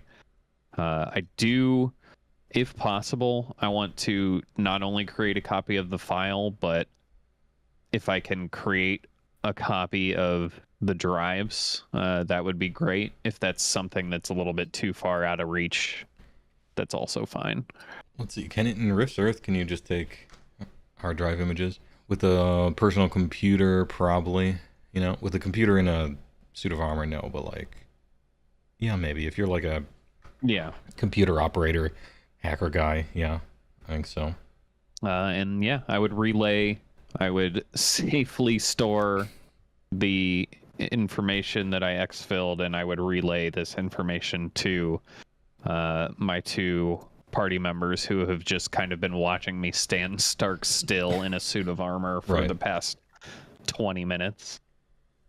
Well, that's great, because I can role play exactly what will happen when you relay that. And I think I am so glad you're the expert on that. I didn't understand a single word you just said. Yeah, that whole time you could have been investigating the dolls. Yeah. Or talking to them or something. I don't know. He was, yeah. That was. Yeah. I think I even mentioned it, where Yep. CJ's looking at those dolls and doing stuff, and then this is happening. So now we're gonna move over to CJ. These are two dolls. You got and they these two talk. Kachina dolls. And Okay. in very unconfusing ways. There's a good one that's pure cleanest white, and there's a bad one that's Tolkienian ring wraith black, right? Well, there's an evil one, and they both seemingly protected us from a nuclear explosion. Mm-hmm. But how does the sea aura psionic sensitive power work? It's mostly for. Oh, I think it might work for Kachinas because they're technically possessing entities, and Sea Aura will show possessing entities. I'm pretty confident. I could look it up, but I'm pretty sure they do. I was I'm not flipping over to it right now. appreciate it because my magic eye tattoo does give me the effects of sea aura. For Sea Aura, okay. Mind Block hides it or stops it, but other things, organic and inorganic, have an aura. Estimate the general level of experience, low, medium, high. High is 8th and up. The presence of magic, no High. indication of what type or power level. Magic, yes. The presence of psychic abilities, again, though not the type or power level. Yes. High or low base PPE. High. The presence of a possessing entity. Yes. And the presence of an unusual human aberration and or indicates a serious illness, insanity, or that the individual is not human, could be mutant or supernatural, but does not specify which. It is not human. It is supernatural. It's of sound body and mind, though. It's not insane. There you go. That is the list of things that Seawara gives you. Thank you. This is difficult. Oh, well, actually, as you look at it, it's one aura. Like, there's two things, and you heard two voices, but it's essentially one aura. Especially now that they're next to each other. How close are they? Like when we kind of found them? They 3 touching? 3 feet, maybe. I want to move them 2 feet apart. Okay, so you're moving them closer, in other words? Yeah. Okay. Yeah, the aura gets stronger when you do that. Can I make a lore magic check, or maybe a lore, perhaps, knowing that it's supernatural, maybe magic creatures lore, or something? Just is there any sort of supernatural entity that I could be aware of that could divide itself into 2 separate vessels? You know, a bunch of supernatural alien intelligences do a lot of weird stuff. It's probably not, like, terrifically helpful. Yeah. Mostly it's just like, yeah, that shit's crazy. Sometimes it does that. Shit's whack, yo. Okay. There is exactly one thing I can want to try and do, and it will 100% make the situation worse, so I don't think I want to do it. Okay.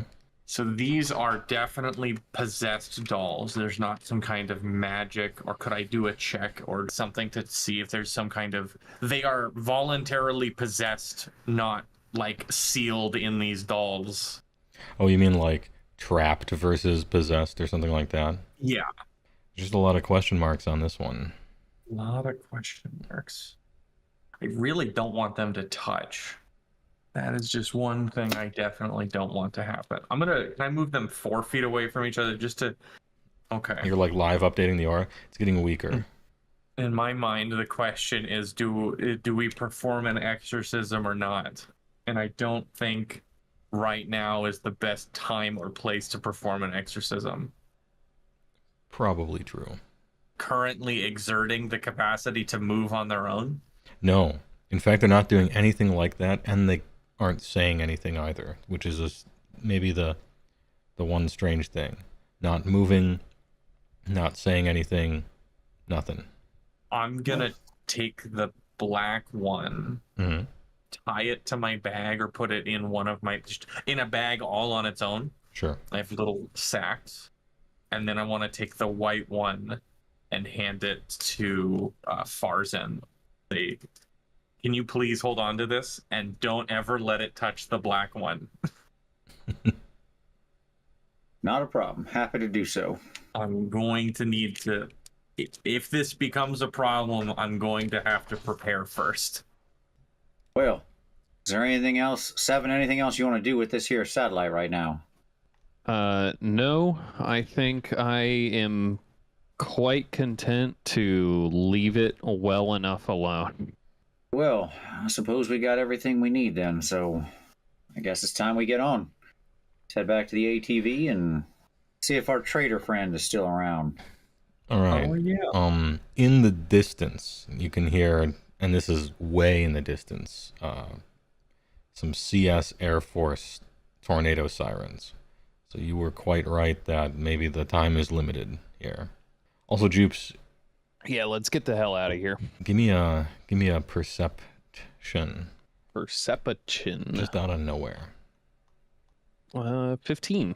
Hey, your suit has a file on the desktop. That's strange. It's called Help Me. Son of a bitch. But it's not a .bat. It just says Help Me. I will deal with this at the ATV when I am out of the suit. Yeah. And get to the ATV. and Bianca would like to look you over because there was a nuclear blast. Yeah, that seems quite reasonable. Any of your DB races like just immune to radiation for some reason? No, I am not immune to radiation. Unless radiation is vampires, then no. I'm just checking to see if the suit gives radiation protection. Almost certainly some. Does not. Like some, Wasn't there because a- it's made out of metal, right? But Isn't Yeah, there a full nuclear environmental vampire? suits Yeah. do provide some. so she's like, you were exposed to ground zero mega radiation laced with magic. This is very bad. Normally you would just die from this, and there was no cure before whale song magic and supersonics, which I have. So I'm expecting a very large paycheck this week, and the biggest sleeping quarters from now on. Who And- had the love biggest? this Who's lady. losing that out? Probably Montgomery, because he owns the truck. Well, then, yeah. And so he grumbles about it, but agrees, rather than die of his DNA and cells being unable to replicate and just falling apart and melting for the next 2 weeks. She goes through deaden pain, induced sleep, psychic purification, and touch of health, combined with some medical doctor skill checks. And afterwards, she does a quick see aura to double check if everything's all right. And that's when she notices something. Okay, I've healed you as best I could, and it worked. But your DNA is altered just a little bit. How so? I don't know. I've never seen something like this before. I don't know, maybe in comic books. I'm going to look into this. Give me some time, she says. This is totally fascinating. Which is kind of an unnerving way to respond to it, but that's how she does. Well, I'm glad we're at least interesting to you. Oh, yes, as patients. Do we have a home base we operate from? Like, do we have a base or something? Technically, I your don't think base it's a is Type this D. vehicle. I think Yeah, I was gonna say, I think as a Type D, you don't have an think actual we're- Yeah, base you don't yet. have you quite have a base yet. No, Yeah, it is this. yeah, that's cool. Well, we should head somewhere close to some civilization where we can send a message back. We do need to confirm back with Jobman that we got this finished up. You know, there should be a repeater town a little ways out. And by a little, I mean several, but you can get there for sure. And We'll the also need party, to think about exactly what we're reporting on them dolls. I don't know if it's the kind of thing we want to turn back in. Doesn't seem like whatever this is that we found should go back to whatever random rogue scientist. With that being said, it may be worth saying we did recover it. See who comes after it. yeah, Whoever they were and whatever they wanted, probably something interesting at the other end of that thread if we want to pull on it. I think that's a good lead, because the more we know about these dolls, the sooner we can keep them from becoming a problem, because I am more worried about them becoming a problem than not being a problem. That seems perfectly reasonable. mm-hmm. So you go ahead and head out, driving along in the open road, freshly scrubbed clean of the craziest radiation ever. You got 2 Kachina dolls, the worm. MacGuffin leads on the satellite's Damage Inc. bounty, who that rogue scientist was. And Joops keeps annoyingly closing this help me pop-up that keeps, get this thing out of here. It's so annoying. And also you were a direct, shall we say, victim, but not really, of cosmic X-rays. It has changed your DNA slightly, all right? And this is going to manifest in a fun little mini-game way. In Wide Gaming, I'm right now sending a list of words. Okay? Okay. For each of your characters, pick 2 words that you feel resonate with that character. At least as far as you understand him after the first adventure, we'll say. Technically, you have treasure, but this is the more fun type of treasure. The kind where it's huge tables of crap. Well, yeah, that now you're speaking my language. All right. Do we type our words back to you or say them, or how do you want to do this? You can say them. Saying them is fine. And I'm hiding the screen so we can have So these are the chat doesn't know it because I just typed it to them, but there are a whole bunch of heroic words, right? Retribution, balance, bravery, kindness, compassion, willpower, all this stuff. Just 2 that resonate with your character, who they are, who they were, and so on and so forth. I have my words. All right, what are they? I have my words. I have my words. Hey, we'll go in order. Vince, what's your first word? Oh, you can say it out First loud. word. You can say it out I loud. did. You don't have. Sorry. Oh, okay. I did must not pick it up. I'm sorry. Balance is my first word. Balance. Balance is your first word? Yes. Always tries to see the whole picture and all sides of a situation. Believes in fair play, justice, and equality. Goes under this. +1. You get +1 on perception rolls. And +1 to save versus God. illusions and mind control. Okay. What's the second one? My second word is going to be integrity. Integrity. Oh, you are difficult to deceive. If someone tries to lie to you or deceive you, they're at a 50% penalty. Okay. Ugh. Neat. Just need little throwaway things. They're fun. Yeah, it's cool. CJ, what are your 2 words? I picked enlightenment. I hope no one picked the same words because anyway, enlightenment. You are +2 to save versus illusions and possession, and attacks by alien intelligences. So save +2 to save versus all 3 of those things. Don't feel discouraged. Saves versus possession are very good. Yeah. That is one of my primary concerns at this very second. Mm-hmm. Second word. Second word is mercy. In his mercy. In his mercy. Infinite. Divine. You are +5% on medical and other skills that help or take care of others. And +2 to pull, punch, disarm, and entangle. And I'm going to throw a funny little metagaming absolute munchkin and be like, hey, skills that help or take care of others. That's a big umbrella. Yeah. All right, 7. What are your words? Bravery. Bravery. +2 to save versus horror factor. And +1 to save versus psionic attacks. Excellent. What's the second word? Duality. Duality. You are impervious to the mind control and bite of vampires. +1 to save versus all forms of mind control.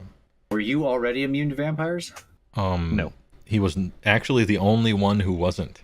Because true Atlanteans Yeah, that's what I was going to say. Are And- we all immune to vampires now? 'Cause, Damn, yes, you can that's actually exactly, walk straight into Mexico with the I'm on my way to fuck your wife strut. And the vampires cannot touch this. I mean, they can still rip you apart because they are supernaturally strong They and for sure dangerous. can, yes. But Yes. they don't get their perfect victory, and that's still a W. But yeah, no turning us, no getting us in the gaze, no bites. Mhm. There you go. All right, that's hilarious. You personally have 5% more SDC. For how little that matters, but technically you get that. An entire party of Vampiro Immuno. Nice. Mhm. Couldn't be more immune.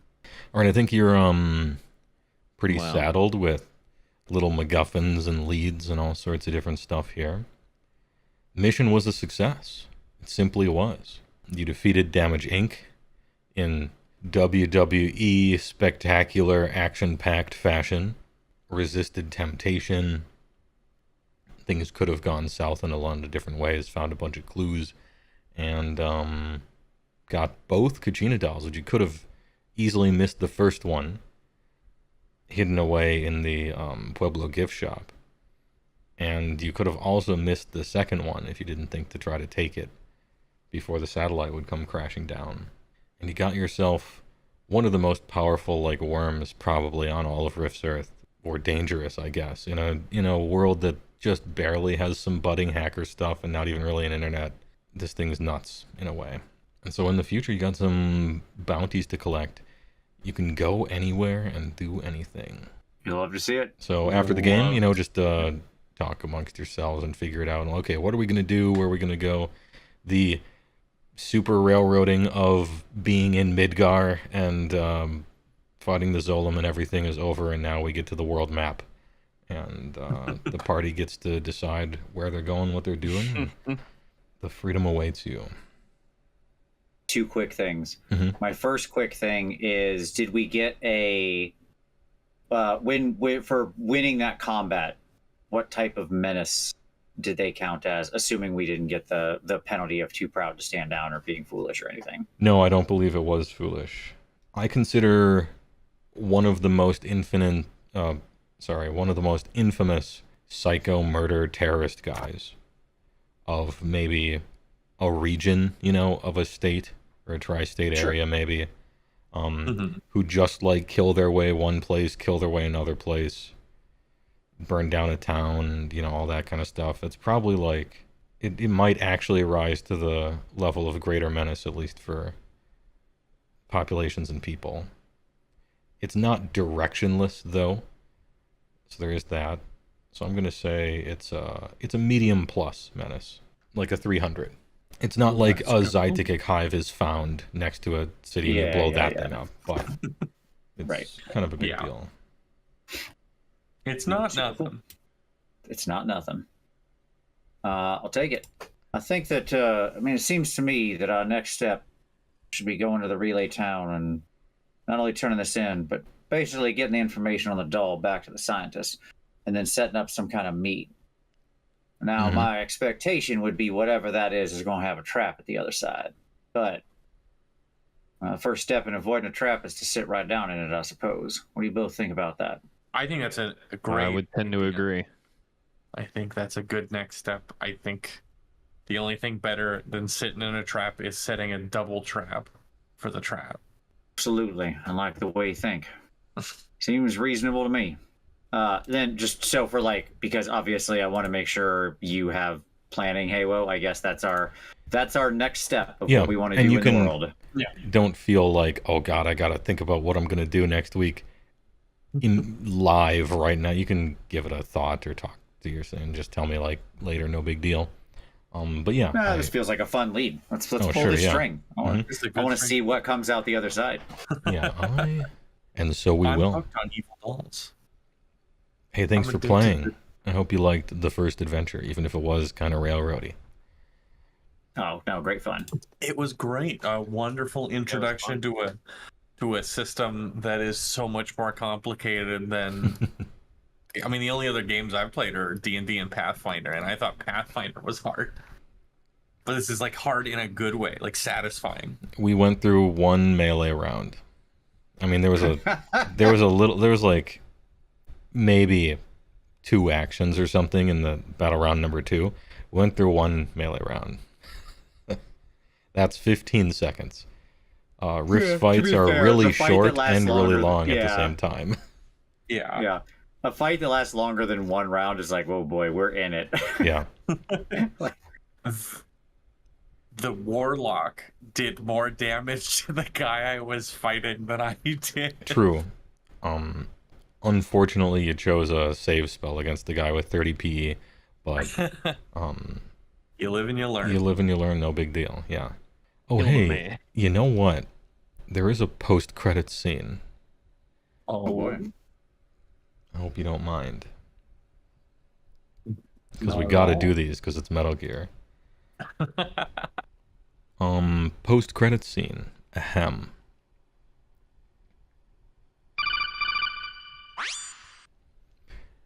Job, it's Thundercloud. Yeah, I'm okay. But your last chance Wonder Squad wasn't so lucky.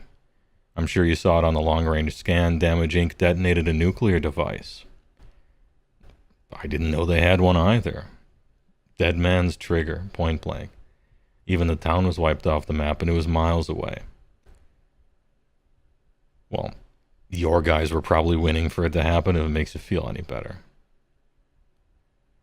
You know what does for me too? No, I did not meet them. Consolation is I got the samples. You'll have your men on the inside and I'll have my, Oh, not a soul, you know how I do it. Yeah, delivery as per usual. You're welcome. God bless. Oh, ever the romantic, that Jobman. Hmm? Hello? Speaking. Yes, sir. The plan went off without a hitch. Operation WHALEFALL was a success. It went nuclear just as we thought. No, you must have caught wind of some of my counter-intel. I assure you my 3 squads are very much alive and well. Lost their transport in an unrelated incident, but that's already being taken care of. Not yet. It'll be another few days before my tin men clean a path, but you'll be pleased to hear we have optics. And it's much more intact than expected. Damn right, it's a big day for humanity. Of course. I will keep you updated. Mr. Prosec.